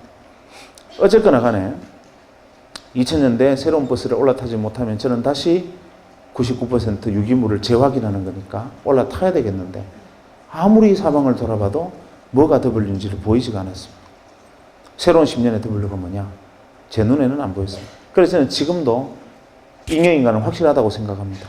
저는 그 정도도 1%가 안 되는 것은 확실합니다. 안 보였어요. 고민을 했습니다. 아무래도 안 보였다. 어떻게 하면 좋을까? 방법은 있죠. 가서 많은 사람들의 이야기를 듣고 내 눈에 안 보이는 건 보이는 사람들의 이야기를 들으면 된다. 그래서 그 이야기를 듣기 위해서 2000년 말부터 2001년 중반까지 과감인지 무모인지 모르겠지만 백수로 돌아가기로 결정을 했습니다. 그래서 제가 그때 한 10개월 정도를 백수를 했습니다. 의사를 그만두고 한 10개월간 놀았습니다. 놀면서 무슨 짓을 했느냐 하면, 제가 생각할 때 이 사람은 W일지 몰라라고 생각하는, 나보다 똑똑하고 많이 공부했고 내가 속하지 않았던 집단에 참여하고 있는 사람들을 찾아가서 만나서 이야기를 들었습니다. 대학에서 강의하고 있는 친구, 아니면 가서 뭐 연극하는 친구, 아니면 연구소에 있는 친구, 혹은 뭐 기발한 친구, 심지어는 애니메이션 하는 친구까지 찾아가서 그냥 밥 사주고 술 사주고 이야기 듣고, 그래 뭐 너네들 뭐 하고 있냐, 뭐 그거 어떻게 보이냐, 그 내용이 어떤 거냐, 이렇게 10개월간 틈만 나면 점심이건 저녁이건 아침이건 약속으로 사람을 만났습니다. 현자들을 만난 거죠. 내 머리가 안 되면 남의 머리를 빌리면 되니까. 한 10달 정도 사람들이 이야기를 만나서 이야기를 듣다 보니까 정리가 좀 됐습니다. 아, 이거였구나. 내가 볼 눈은 없었지만 다른 사람 눈을 빌리니까 보였어요. 이때 이 앞선 친구들이 제게 뭐라고 얘기를 했느냐 하면, 이거를 정리해서 얘기를 하면 이랬습니다. 이 친구들의 요지는 2000년은 그때 이야기입니다. 지금으로부터 8년 전에 2000년은 획기적인 변화가 있을 해다. 왜냐하면 1000년 이전에 새로운 1000년이기도 하고 1900년 이후에 새로운 100년이기도 하고 1990년 이후에 새로운 10년의 시작이기도 하기 때문에 거대한 패러다임 시프트도 일어날 거고, 산업, 문화, 모든 측면에서 정치 체제까지 다 바뀔 거다. 2000년은. 이번에는 큰 변혁이 온다. 문제는 어떻게 오느냐. 이거를 논점을 생각해 보자. 이게 그 현명한 친구들의 이야기를 조합해보면 이거였습니다. 이 친구들의 주장은 이겁니다. 2000년 이전에 멀리 갈 것도 없고 산업혁명 이후에 한 200년간 인류 문명이 이렇게 오다가 여기서 갑자기 이렇게 발전을 했는데, 이 인류 문명을 일으킨 큰 힘은 뭐냐면 기계다. 모두가 동의하는 이야기입니다. 기계 문명이다. 문제는 기계가 문명을 건설을 했는데 인간이 기계의 주인이 아니고 기계가 인간의 주인인 시대였다. 이게 문제였다. 이렇게 말을 합니다. 이때의 구호는 여러분들은 잘 모르시겠지만 2000년 이전에 우리 사회의 가장 일반적인 구호는 닦고 조이고 기름치자였습니다. 무엇을? 기계를. 누가? 사람이. 거대한 공업단지 콤비나트를 만들어 놓고 인간은 곳곳에 몽키 스패너를 들고 앉아서 혹시 기계가 고장날까봐, 혹시 어디가 막힐까봐, 어디가 셀까봐 기계의 안녕을 위해서 인간이 봉사했습니다.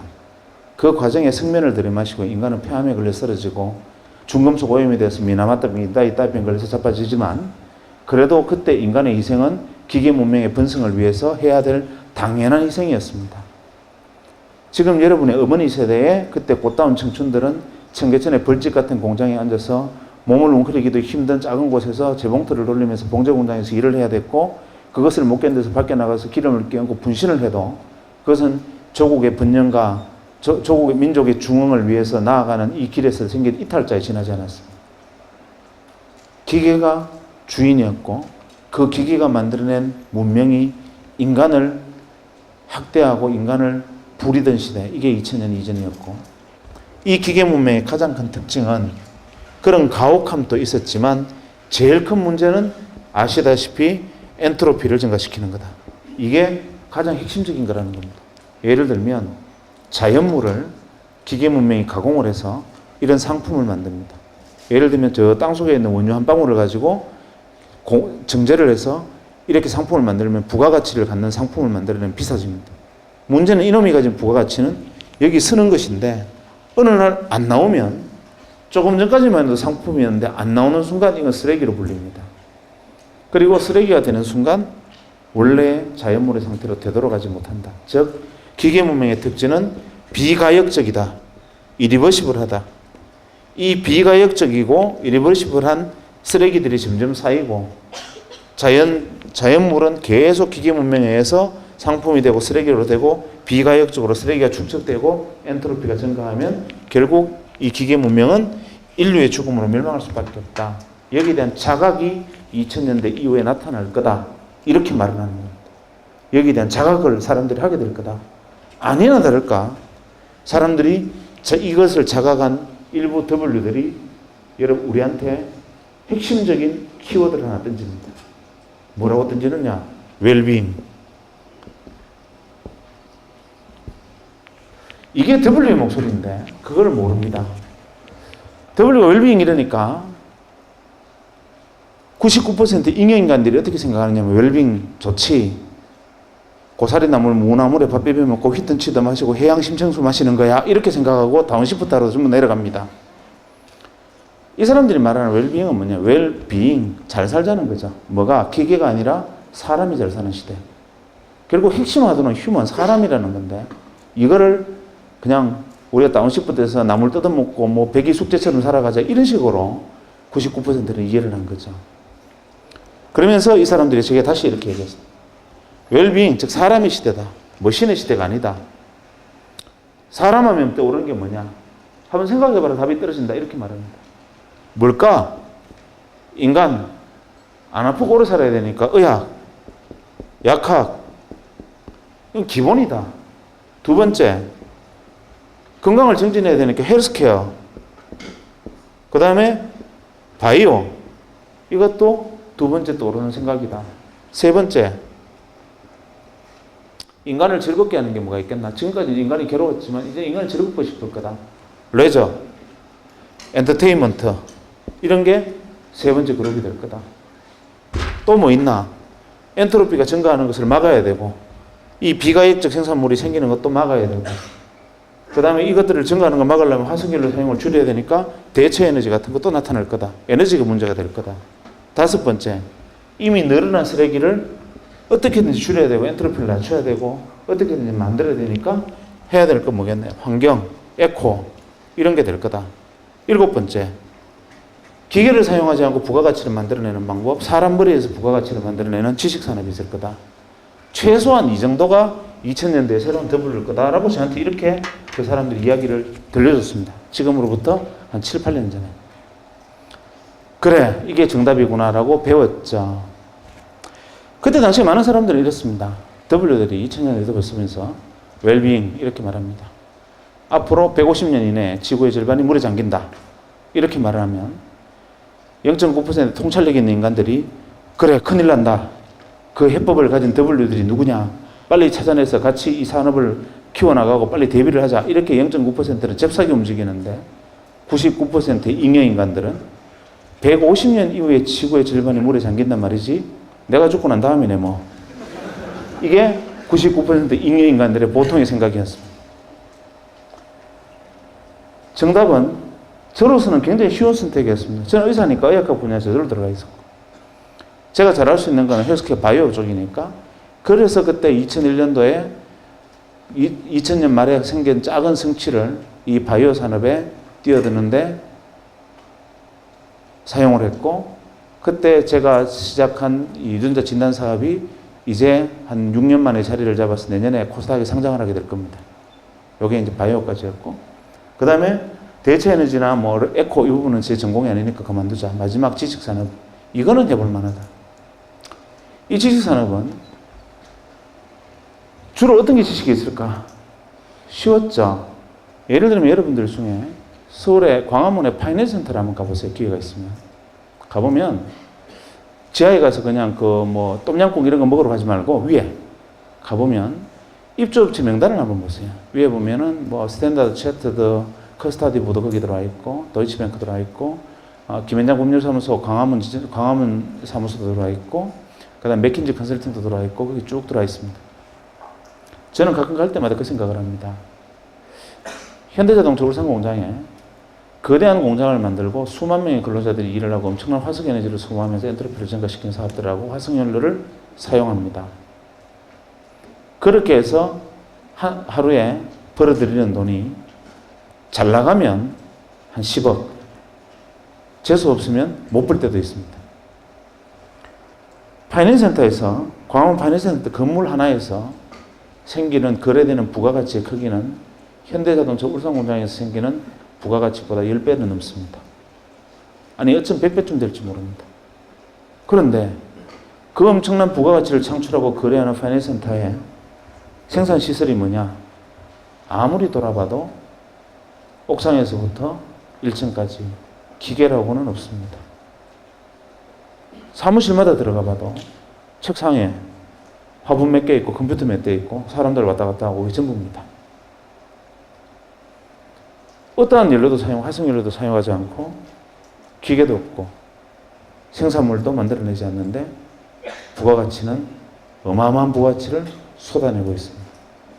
반대쪽 울산에 가면 현대중공업, 현대자동차 거대한 장치에 경기가 좋을 때는 흥청망청하다 경기 나쁘면 전부 실업자 됐다가 이런 일들이 반복되면서 지금도 거대한 생산시설을 운동하고 있지만 그 가치는 파이낸스 센터 하나에 들어와 있는 가치의 10분의 1도 안 됩니다. 하루 생산 기준으로. 뭘까? 여기에 정답이 있는 거죠. 기계문명의 시대에는 기계를 통해서 부가가치가 나옵니다. 인간은 어떤 인간이어야 되느냐면 기계의 안녕을 위해서 또 일사불란한 기계문명의 거대한 컴비나트나 공급단지 시스템에 맞는 인간이 복무해야 됩니다. 그렇게 만들어져야 됩니다. 인간은 볼트가 너트에 맞는 볼트를 만들어야지 너트는 딱 이렇게 정해져 있는데 볼트가 너무 크다든지 너무 작으면 쓸모없는 인간이 됩니다. 그냥 아무 생각 없이 선반 작업, 밀링 작업을 하면서 계속 손을 넣었다 뺐다 이것만 단순 반복하면 문제가 없으나 왜 내가 이 짓을 하고 있어야 되는 거야 라고 생각하는 순간 손목이 들컥 날아갑니다. 벌집 같은 공장에서 왜 내가 이것을 하고 있어라고 생각하는 순간 분신을 하든지 아니면 가서 머리채 끌려나가든지 이렇게 소위 말하는 사회 부적합형 인간이 됩니다. 이 시대에는 일관된 프로세스와 모든 것이 정해져 있는 데에서 왜라는 질문은 금기였습니다.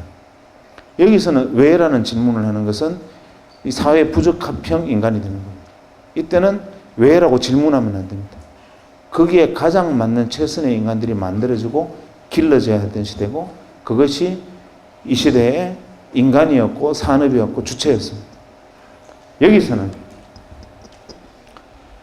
아무것도 단순한 생각만으로 왜라는 질문이 없이 할 수 있는 일은 단 하나도 없습니다. 그냥 이유 없이 워드 프로세스 자격증 하나 가지고 주는 문서 타이핑하는 사람조차 없습니다. 모든 것이 왜에서 출발합니다. 여기서는 why라고 말하지 않는 한 이 공간에서 한 시간도 버텨내지 못합니다. 벌써 여기에는 아무 문해와 문해충일 경우에 가장 성실한 인간이 되고 그렇게 될 수밖에 없고, 이 구조는, 사회는 직렬 구조입니다. 위에서부터 지시하면 따라오고 지시하면 따라와서 일사불란하게 아웃풋을 만들어야 됩니다. 이 과정에서 조금만 미스매치가 생기거나 여기서 왜라면서 딜레이가 되면 아웃풋이 팍 줄어듭니다. 이건 제거해야 될 인간입니다. 이 사고방식이 여러분들이 잘 알고 있는 미국의 1800년대로 돌아가 보면, 1980년대로 돌아가 보면 전 세계 제조업의 가장 핵심 기업이면 제일 먼저 떠오르는 게 제너럴 일렉트릭입니다. 잭 welch가 GE를 살렸다고 표현을 했는데 사실 GE를 잘 살렸는가 잘 생각을 해보면 어떻게 됐습니까? 잭 welch가 처음에 살린 게 아니라 한번 시행착오 끝에 살립니다. GE가 산업문명이 쭉 발전하다가 이 단계에 미국은 우리보다 빨리 도달한 거죠. 인건비는 오릅니다. 더 이상 화석연료 떼가면서 나쁜 것도 하기도 어려워졌습니다. 생산성이 떨어져요. GE가 위기에 빠집니다. 우리보다 20년 전에. 그래서 GE는 결단을 내렸습니다. 어떤 결단을 내렸느냐? 기계문명 시대에 맞는 결단을 내립니다. 사람을 쥐어짜자. 사람의 절반을 잘라내고, 자르는 방식은 너는 왜 다른 사람은 하루에 커피 3잔, 2잔밖에 안 마시는데 너는 3잔 마시냐? 다른 사람 화장실에 가면 5분 만에 오는데 너는 왜 7분 만에 와? 이 기준으로 사람들을 자르고 선택합니다. 그리고 인간을 기름을 짜고 마지막 마른 수분을 짤 때까지 또 짭니다. 이게 바로 식스시그마입니다. 여러분들이 알고 있는 식스시그마는 우아한 것처럼 보이지만 사실 식스시그마의 철학적 근본적인 부분을 시니컬하게 쳐다보면 기계를 축소하는 게 아니라 인간을 쥐어짜고 인간을 통제하는 겁니다. 기계문명 시대의 특징은 잘 안 되면 사람을 자릅니다. 더 안 되면 사람을 더 자릅니다. 더 안 되면 사람을 완전히 내버리면 기계를 씁니다. 장사가 잘 되면 2교대하고 더 잘 되면 3교대하고 더 잘 되면 24시간 돌아갑니다. 즉 인간은 상수가 아니라 변수입니다. 그렇게 하다가 결국은 사람을 잘라내고 하다가 더 이상 안 되니까 결국 GE가 변신을 합니다. 뭐로 변신을 합니까? 제너럴 일렉트릭이 선풍기부터 원자력 발전소까지 만드는 회사지만 세계 최고의 제조업체였던 GE가 결국 인간의 창의력에 주목을 합니다. 짜내서 되는 게 아니라 왜라고 말할 수 있고 머릿속에서 부가가치를 만들어낼 수 있는 인간을 키워내는 수밖에 없다 해서 창의력에 주목을 하면서 GE라는 기업 자체가 변신합니다. 현재 제너럴 일렉트릭이 벌어들이는 이익에 올해는 조금 떨어졌습니다만 작년까지만 해도 이익의 53%는 제조업에서 나온 게 아니라 GE의 53% 수익은 금융에서 나왔습니다. GE 캐피탈, GE 파이낸스와 같은 데서 M&A도 하고 R&D도 하고 심지어는 뭐 돈도 빌려주고, 즉 기계에서 만들어낸 부가가치가 아닌 사람의 머리에서 만들어낸 부가가치가 제너럴 일렉트릭이라는 세계 최대의 생산 기업의 속성을 바꿔버리고 제너럴 일렉트릭은 그렇게 변신함으로써 살아남는 데 성공합니다. 그러나 우리나라 기업들이 여기 와서 문제 부닥칩니다. 이제 와서 문제 부닥칩니다. 이 안에서 살아남고자 하는 대표적인, 제가 이거는 망해라고 생각하는 기업들은 있지만 학생들 앞이니까 그런 얘기를 하면 큰일 날 거고, 잘 바뀌었어 라고 생각하는 게 대표적으로 포항제철 같은 포스코를 봅시다. 포스코는 우리가 알고 있는 기계문명 시대의 가장 대표적인 기업입니다. 붉은 고로에 코크스를 떼서 쇳물을 녹여냅니다. 그리고 어마어마한 에너지를 소모합니다. 그런 포스코가 환경기업이다 이렇게 표현하면 말이 되는 소리입니까? 아닙니다. 그러나 포스코는 분명히 환경기업입니다. 포스코는 파이넥스 공법이라는 공법을 만들었는데 연료를 15% 정도 덜 사용합니다. 세계 모든 조선소보다 원료를 15% 덜 사용하니까 연료비 절감이 문제가 아니라 어떤 이익이 생겼느냐면 조선소 기준으로 할당받은 탄소 배출량에서 여유가 생겼습니다. 이제 한 20% 정도까지 이 연료를 덜 사용하다 보니까 탄소 배출권이 20% 정도가 남았어요. 그러니까 탄소 배출권 시장에서 포스코가 탄소 배출권을 팝니다. 황당하지 않습니까? 세계에서 가장 많은 에너지를 많이 소모하는 기업인 포스코가 자기 혁신을 통해서 탄소 배출권을 여유를 남겨가지고 탄소 배출권 시장에 가서 유럽에 가서 자기 탄소 배출권 팔아먹습니다. 이제는 하다 그것도 아니니까 무슨 짓을 하느냐면 발생한 탄소를 바다에 땅을 파서 거기다 탄소를 묻어버리는, 이산화탄소를 묻어버리는 지금 사업이 뛰어들고 있습니다. 그 다음에 포스코가 영업률을 또 줄이기 위해서 무슨 짓을 하느냐면 우리나라에서 풍력발전과 조력발전에 가장 앞서 있는 기업이 한국전력이다? 잘못 알고 있습니다. 포스코입니다. 풍력발전과 조력발전까지 뛰어들어서 이미 환경, 소위 말하는 에코, 녹색 그린 자켓을 입고 돌아다니는 지가 오래됐습니다. 그래서 그 중우장대산업 포스코가 지금 워렌 버핏이 투자해놓고도 더 많이 투자하지 못해서 안타깝다라는 평을 들을 만큼 변신에 성공합니다. 여기에 속한 기업이 이 옷을 입고 바뀌어간 것이죠. 이런 것들이 바로 우리가 보아야 할, 큰 버드뷰로 보아야 할 변화와 인식들입니다. 과거에는 직렬구조, 위에서 밑으로 일사불란하게 지나가는 게 중요했다면 지금은 병렬구조여야 합니다. 직렬구조에서는 왜라는 질문이 없습니다. 거물코처럼 이어진 병렬구조는 수많은 사람들이 평등한 네트워크를 낮추고 몸을 낮추고 같은 레벨에 서서 서로 왜라는 질문을 던지다 보면 그 왜가 뭉쳐서 거대한 창의성이 됩니다. 직렬이 아닌 병렬, 수직이 아닌 수평, 이런 시대가 벌어지고 있는 거고, 그러다 보니 과거에는 나는 여기에 서거나 여기에 서거나 여기에 설 수밖에 없었지만 지금은 때에 따라서는 동일한 선상에 설 수 있고 때로는 CEO만큼 중요한 역할과 중요한 의문을 나도 던질 수 있는 사람이 되기도 합니다. 대신 나 한 사람이 그렇게 잘나서 나 없다고 세상이 잘 돌아가는 세상도 아닌 게 됐고, 그래서 이런 시대를 가르쳐서 우리는 웹 2.0의 시대라고 부르기 시작했습니다. 이것도 99%의 마인드를 보면 웹 2.0의 시대 좋지, 뭐 메타 검색, RSS 같은 게 대표적인 것이지, 위키피디아 봐, 수많은 사람들이 뭐 의견을 올리니까 뭐 브리테니카를 뛰어넘는 지식이 생기잖아 라는 것이 상투적인 99%의 생각이라면, 진짜 웹 2.0 99%의 1%의 생각은 무엇이냐면 사람들이 병렬로 이어졌을 때 그 병렬의 거물코 사이에서 일어나는 수많은 왜라는 창의력들, 그 생각들이 뭉쳤을 때 그야말로 개별지성이 아닌 집단지성의 승리가 오는 시대가 바로 이 시대다라는 것을 생각하면 여러분들이 지향해야 될 바는 너무나 뚜렷하게 앞에 던져져 있습니다. 그러나 문제는 무엇이냐면 지금 현재까지 제가 여러분에게 한 이야기는 어디까지나 또 오늘로부터 뒤로 10년의 이야기였습니다.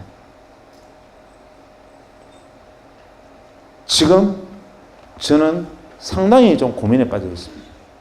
2008년이 벌써 중간쯤 접어들고 있고 또 한 1년 정도 지나면 어느새 2010년에 접어듭니다.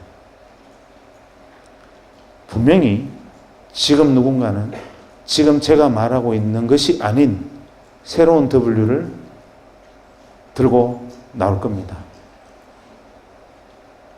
내가 보지 못하는 세상을 보고 내 생각이 닿지 못하는 곳에 생각이 미친 사람들이 지금 오늘 제가 한 이야기가 아닌 상상도 할 수 없는 어떤 이야기를 들고 와서 또 뭐라고 주장을 할 텐데, 저는 두려운 것이 그 사람 이야기가 돈키호테야 이렇게 들릴까봐 걱정스럽고 그게 안 보이는 게 고민입니다. 지금쯤이면 새로운 또 W가, 앞으로 10년 후의 W가 슬슬 실체를 드러내고 보여야 되는데 이게 지금 제 눈에 안 보입니다. 그래서 굉장히 요즘은 마음고생이 심합니다. 어떨 때는 밤에 잠이 안 옵니다. 왜냐하면 이걸 못 보면 불과 1년만 지나면 또 유기물이 되잖아요. 그래서 농담이 아니라 진짜로 저는 올여름부터 다시 또 사람을 만나러 다닐까 싶습니다.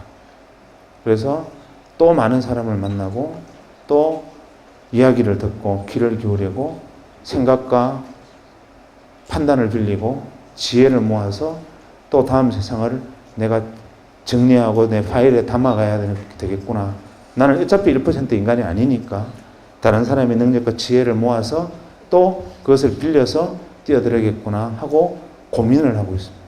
그래서 한 다음 달 전부터는 제가 신문사에 요청을 했습니다.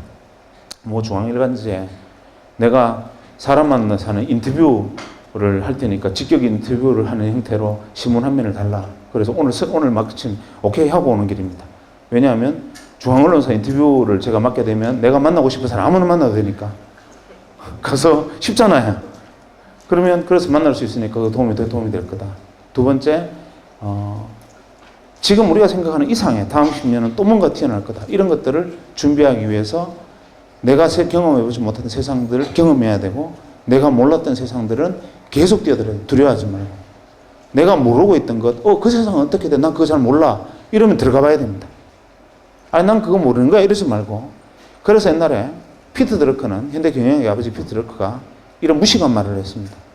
기계문명의 시대에 합당할 때 이런 말을 했죠. 세상에 가장 어리석은 인간은 자기가 잘하는 것을, 제일 잘하는 것을 더 잘하려고 그러지 않고 잘 못하는 것을 잘하려고 노력하는 인간이 제일 무식한 인간이다. 그래서 현대 경영학은 자기가 제일 잘하는 것을 더 잘하려고 노력해서 송곳처럼 뾰족한 사람이 돼야지, 잘 못하는 것을 더 하려고 노력하는 것은 어리석은 일이다. 이건 피터 드러커 이야기입니다. 어느새 우리는 통습을 이야기합니다. 무슨 소리 하느냐? 네가 하고 있는 그것이 그냥 기술, 단순한 테크닉으로 잘 나가지 않으려면 그것에 통찰을 키워주고 직관을 키워주기 위해서 네가 하고 있는 것들이 아닌 모든 것들을 알고, 그런 생각들이 그물처럼 연결되어서 네가 할 수 있는 일에 대해서 버드뷰로 내려다보는 큰 통찰을 남겨줄 것이다. 통습의 시대다. 옛날에는 송곳의 시대라면 이제는 통습의 시대다. 이렇게 말을 하고 있지 않습니까? 그러니까 여러분들은 지금 저보다 훨씬 많은 고민에 빠져 있어야 됩니다. 왜냐하면 이제 저는 40대 중반이니까 아니면 말고 그냥 유기물이면 됐대. 유기물도 좀 폼나는 유기물이니까 이제 됐잖아. 이렇게 해도 그만입니다. 하나, 이제 여러분들은 어떻게 보면 자기 생에서 내가 꿈꾸고 내가 생각했던 것을 실제로 실행해 볼 수 있는 처음 단계에 막 발을 들여놨습니다. 인간은 20대에는 무엇인가를 하기 위한 준비를 하는 단계고, 30대는 그 준비된 것을 가지고 실행하는 것이고, 40대는 실행된 것을 지키는 겁니다. 40이 넘어서 무엇인가를 실행하는 것은 불가능합니다. 그래서 공자는 40을 유혹이 없는 나이 불혹이라고 그랬습니다. 30에 실행하지 못하면 40은 존재하지 않습니다. 문제는 20에 준비되지 않으면 30에 실행되지 않습니다. 그래서 지금 여러분은 하루하루가 너무나 소중하고, 하루하루가 자기 미래의 생을 결정하는, 어떻게 생각하면 정말 오늘 내가 이 자리에서 그냥 가만히 앉아 시간을 보내고 있다는 사실이 진저리가 날 정도로 현재의 모습에 대해서 자각을 해야 됩니다. 제가 이만하면 먹고 살만 하지 않습니까? 직업이 의사고 나름대로 폼나는 일도 많이 하고 돈도 좀 벌었는데 뭐가 답답해서 앞으로 10년이 뭘까를 고민하고 또 사람 만나러 다녀야 되겠다 이렇게 생각을 하고 있는데, 하물며 여러분은 제가 10년 후에 어떤 W가 있겠습니까? 이제 2년 후에는 어떤 것이 주인이 되겠습니까? 라고 물으면 여기 있는 사람 중에 아무나 손 들고 나와서 내 생각은요? 라고 2시간 동안 이야기할 수 있어야 됩니다. 학생은 앞으로 2년 후에 새로운 W가 어떤 거라고 생각하나요? 라고 제가 질문을 던지면 제 생각에는 이렇고 이런 이유로 해서 내가 생각할 때는 이것이 새로운 W가 될 것 같아요. 라고 이야기할 수 있는 준비가 되어 있느냐? 라고 제가 여러분에게 물었을 때 여러분 준비되어 있습니까? 그런 준비가 돼 있어야 되고, 최소한 그 준비를 하기 위해서 치열해야 됩니다. 그러기 위해서는 자각과 자기애가 필요하고, 자기를 철저하게 치열하게 사랑해야 되고, 자기를 믿어야 됩니다. 그래서 자기 안에 있는 창의성, 나를 아끼고 사랑하면 내가 가지고 있는 버려진 재능들이나 내가 가지고 있는 작은 것들이 남들이 인정해 주지 않는 것 하나하나가 소중하고, 그 안에서 내가 잘할 수 있는 것들을 찾아낼 수 있고, 그것이 어쩌면 시대의 주인으로 나를 만들어줄지 모릅니다. 제일 중요한 것은 그래서 자기를 사랑하는 거고, 그 마음으로 다른 사람을 사랑하고, 그 생각들이 여러분의 미래를 만듭니다. 지난해 타임즈의 표지 모델이 누구였던지 기억하고 계시죠? 바로 U. 타임즈 표지 모델이 사람이 아니었고 바로 손가락이 딱 그려져서 U 이렇게 되어 있었죠. 의미심장한 겁니다. 예전에는 특정 엘리트한 사람을 원래 인물로 뽑았지만 지난번에 타임즈는 여기 있는 한 사람 한 사람 당신이 바로 원래 인물입니다. 중요한 이야기를 던진 겁니다. 여러분 한 사람 한 사람이 우주고 여러분의 창의성을 어떤 식으로 키워나가느냐에 따라서 여러분의 시대의 주인이 될 수도 있고 잉여인간이 될 수도 있습니다. 선택은 여러분에게 있습니다. 들어서 고맙습니다.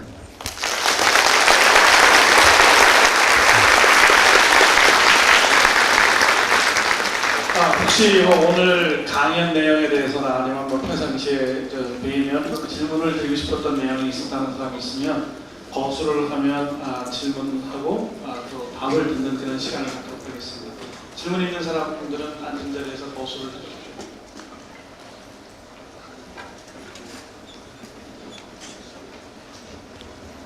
네.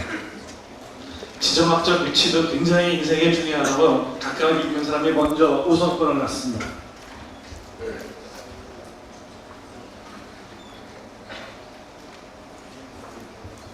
감사합니다. 강연 잘 들었습니다. 강연 초반에 그 W와 백수 이야기를 해주시는데 그 W와 백수가 누군지 정확하게 알고 싶습니다. 그게 바로 이제 그 손가락으로 달을 가리키면 달을 보지 않고 손가락을 보는 거죠. 공개 강연에서 특정인을 지적하는 것은 뭐 바람직하지 않은 일이고 그냥 그런 일이 있었거니라고 생각해 주면 좋겠습니다.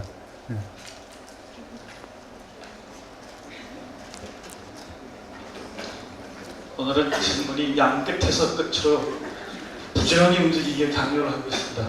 혹시 뭐 치질에 대해서 궁금하다든지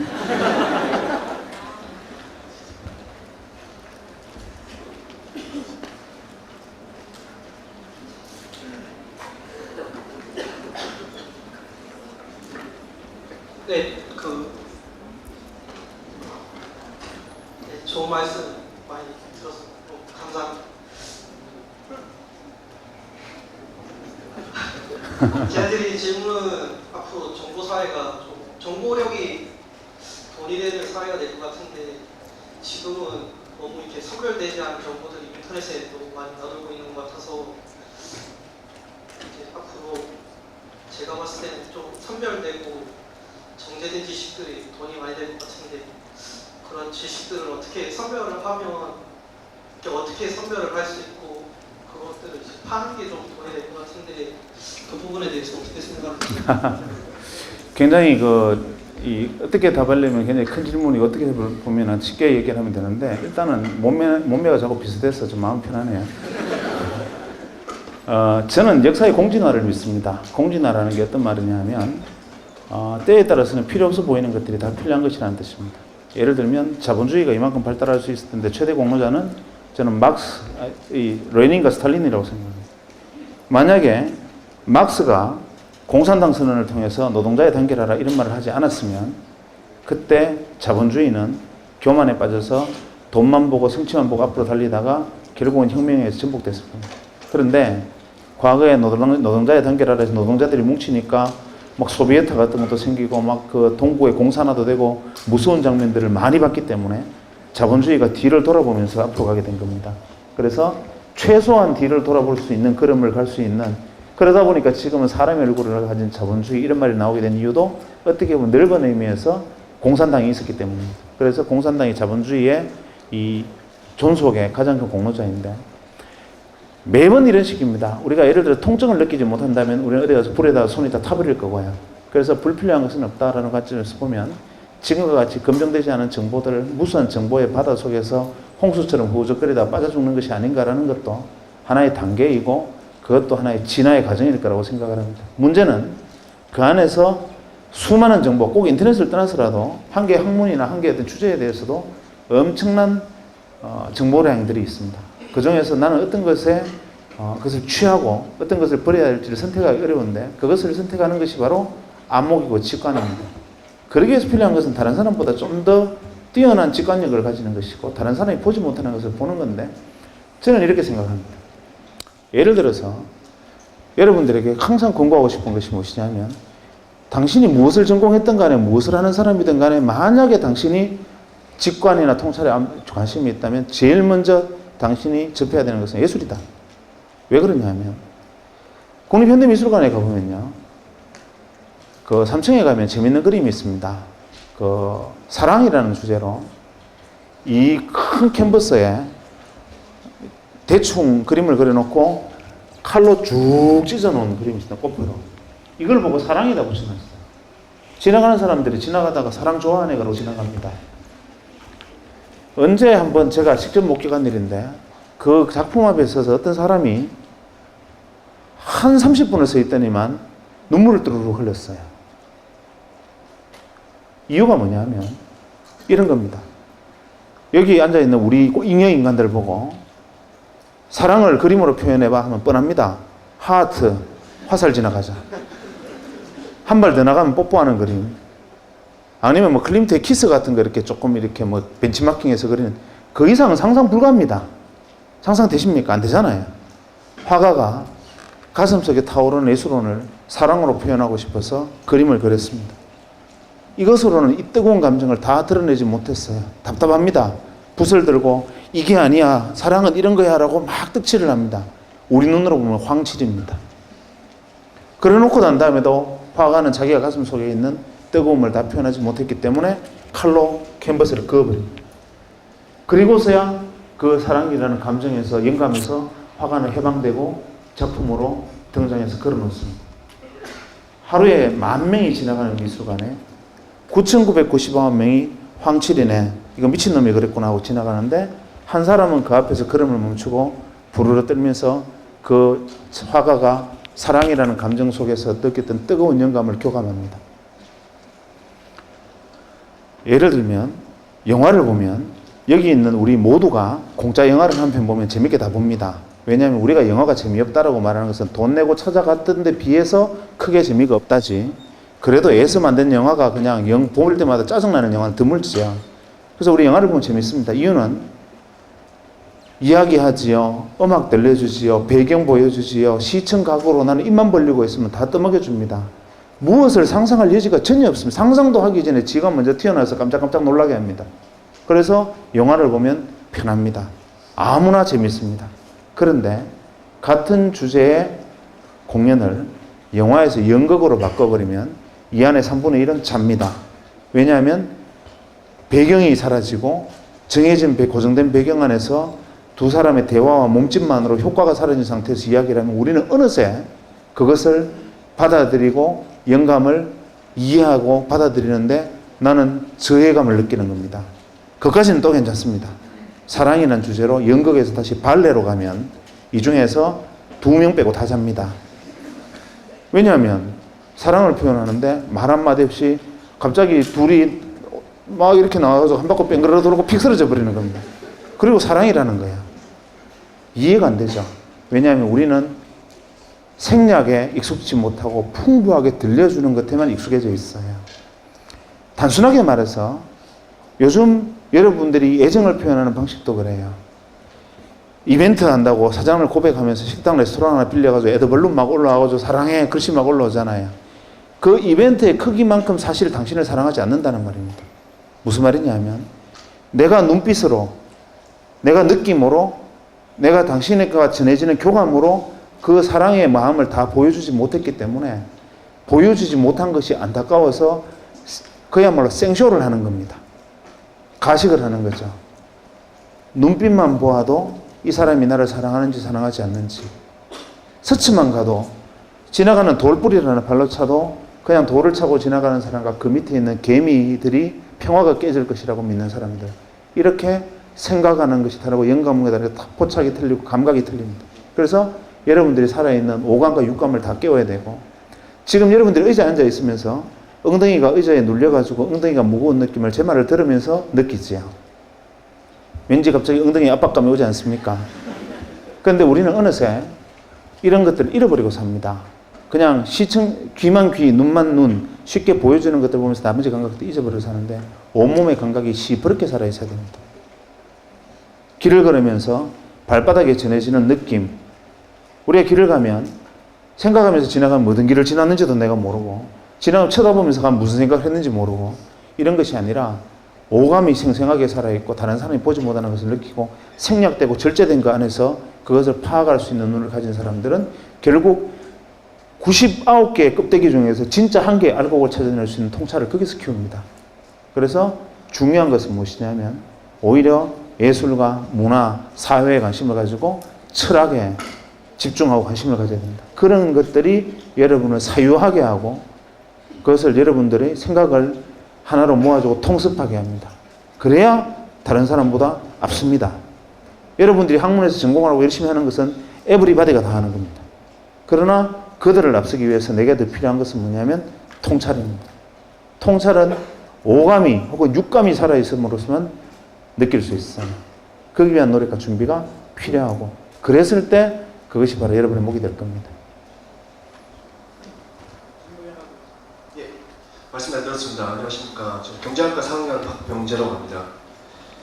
예, 제가 드릴 질문은 선생님께서 아까 전에 말씀하실 때 W를 이동 전화에 대한 W를 발견하시고 회사에 주식을 사실 때 선생님께서 가지고 있던 직업이나 뭐 어떤 그런 것들을 포기하지 않으시고 그쪽으로 이제 배신을 하시지 않으셨습니까? 제가 여기서 의문이 들었는 게 제가 만약에 W를 발견하게 된다면 만약에 나중에 제가 공부하고 있고 제 직업이 있는데 제가 발견한 W는 제가 관심 가지고 있고 제가 배신했던 분야가 아닙니다.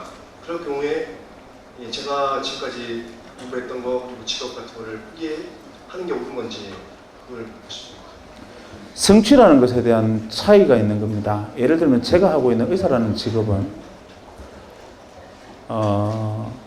굉장히 특별한 직업입니다. 예를 들면 제가 칼을 들고 수술실에서 있을 때는 이 사람이 무엇을 하는 사람이든 누구이건 이 인생에서 가장 절박한 순간입니다. 이 사람은 내가 어떤 수술의 결과를 가져오느냐에 따라서 자기가 누구이건 간에 생사가 갈라집니다. 그러니까 의사라는 직업은 굉장히 특별한 것이고 그래서 나는 그 직업을 제가 그만둘 생각은 추호도 없기 때문에 예를 들면 제 일의 가치가 어디에 있느냐의 문제. 우리가 직업이라는 것을 경제적 이익, 사회적 명예 혹은 성취 여기에 둔다면 더 나은 성취나 더 나은 이해를 줄 수 있는 것을 위해서 과감하게 버리는 것이 맞습니다. 하나, 모든 직업이 마찬가지겠지만 당신이 가지고 있는 직업이 철학적으로 내가 가장 소중하게 생각되는 것이라면 그럴 필요가 없습니다. 그러기 위해서는 그것을 지키고 가는 것이지 우리가 개 끌고 가다 보면요. 돈도 마찬가지입니다. 우리 개 데리고 산책을 하면 줄 끌고 가면 개가 내 앞에 왔다 갔다 뛰다니다가 목적지에 도달합니다. 이 개가 지가 나를 데리고 왔다고 생각해요. 지가 나를 끌고 왔다고 생각합니다. 사실은 개줄 잡고 있는 내가 가는 대로 지가 앞뒤로 왔다 갔다 하다 온 것인데 개는 그렇게 생각할 겁니다. 때로는 우리는 줄에 매달린 개와 같은 삶을 살고 있을 수도 있어요. 돈이나 성취 이런 부분들도 내가 가고자 하는 바를 뚜벅뚜벅 걸어가서 내가 가고자 하는 소중한 곳에 도착을 했을 때 내가 지나온 걸음 하나하나에 맺혀져 있던 열매를 담아보니 그것이 돈일 수도 있고 성취일 수도 있고 명예일 수도 있고 그러한 것들이 주어져 있다면 개를 끌고 온 개 주인이지만 그것을 위해서 내가 그것을 일로 매진해서 그것만 위해서 내가 방향을 바꾸고 뛰어가면 개줄에 주인의 줄에 목이 메어진 개나 다름없는 신세가 될 거라는 거죠. 그래서 결국은 어디에 오너십을 갖느냐는 겁니다. 모든 직업이 소중하다는 틀렸습니다. 그냥 내가 그 직업이 밥을 먹기 위한 직업이냐 내가 의미를 가지기 위한 직업이냐 거기서 내가 가치를 어디에 두느냐 우리는 대개는 그것을 경제적 성취나 뭐 사회적 성취에 포인트를 맞추긴 하지만 제 경우에는 그랬단 말입니다. 제 경우에는 혹시나 다른 분들도 마찬가지예요. 이 중에 유치원 교사가 될 분도 있고 대학에서 학생을 가르치는 분도 있고 때에 따라서는 어디 공무원하실 분도 있는데 그 직업의 가치와 철학에 내가 매료되어 있는 사람들은 그것이 제1의 중요한 것이 그걸 버리고 그것을 다른 걸 선택하는 것은 내가 개개해야 되겠다는 소리입니다. 그것은 지켜나가면서 할 수 있는 세상이 충분히 가능하고 저를 보세요. 제가 사실은 명함에 그냥 외과에서 박경철 이렇게 찍혀있는데 명함에 만약에 제가 쓸데없는 하고 있는 사기꾼 비슷한 직업을 다 집어넣으면 한 30가지는 될 겁니다. 그런데 할 수 있지 않습니까? 가능합니다. 그죠? 그래서 어떤 선택을 하느냐는 자기의 소신과 철학에 달려 있습니다. 약속된 시간은 다 지났습니다. 혹시 그래도 나는 꼭 질문을 해야 되겠다는 사람이 있으면 질문 하나 더 받지만 아니면 오늘 강연 이걸로 마치도록 하겠습니다. 오늘 좋은 강연해 주신 분께 감사드리고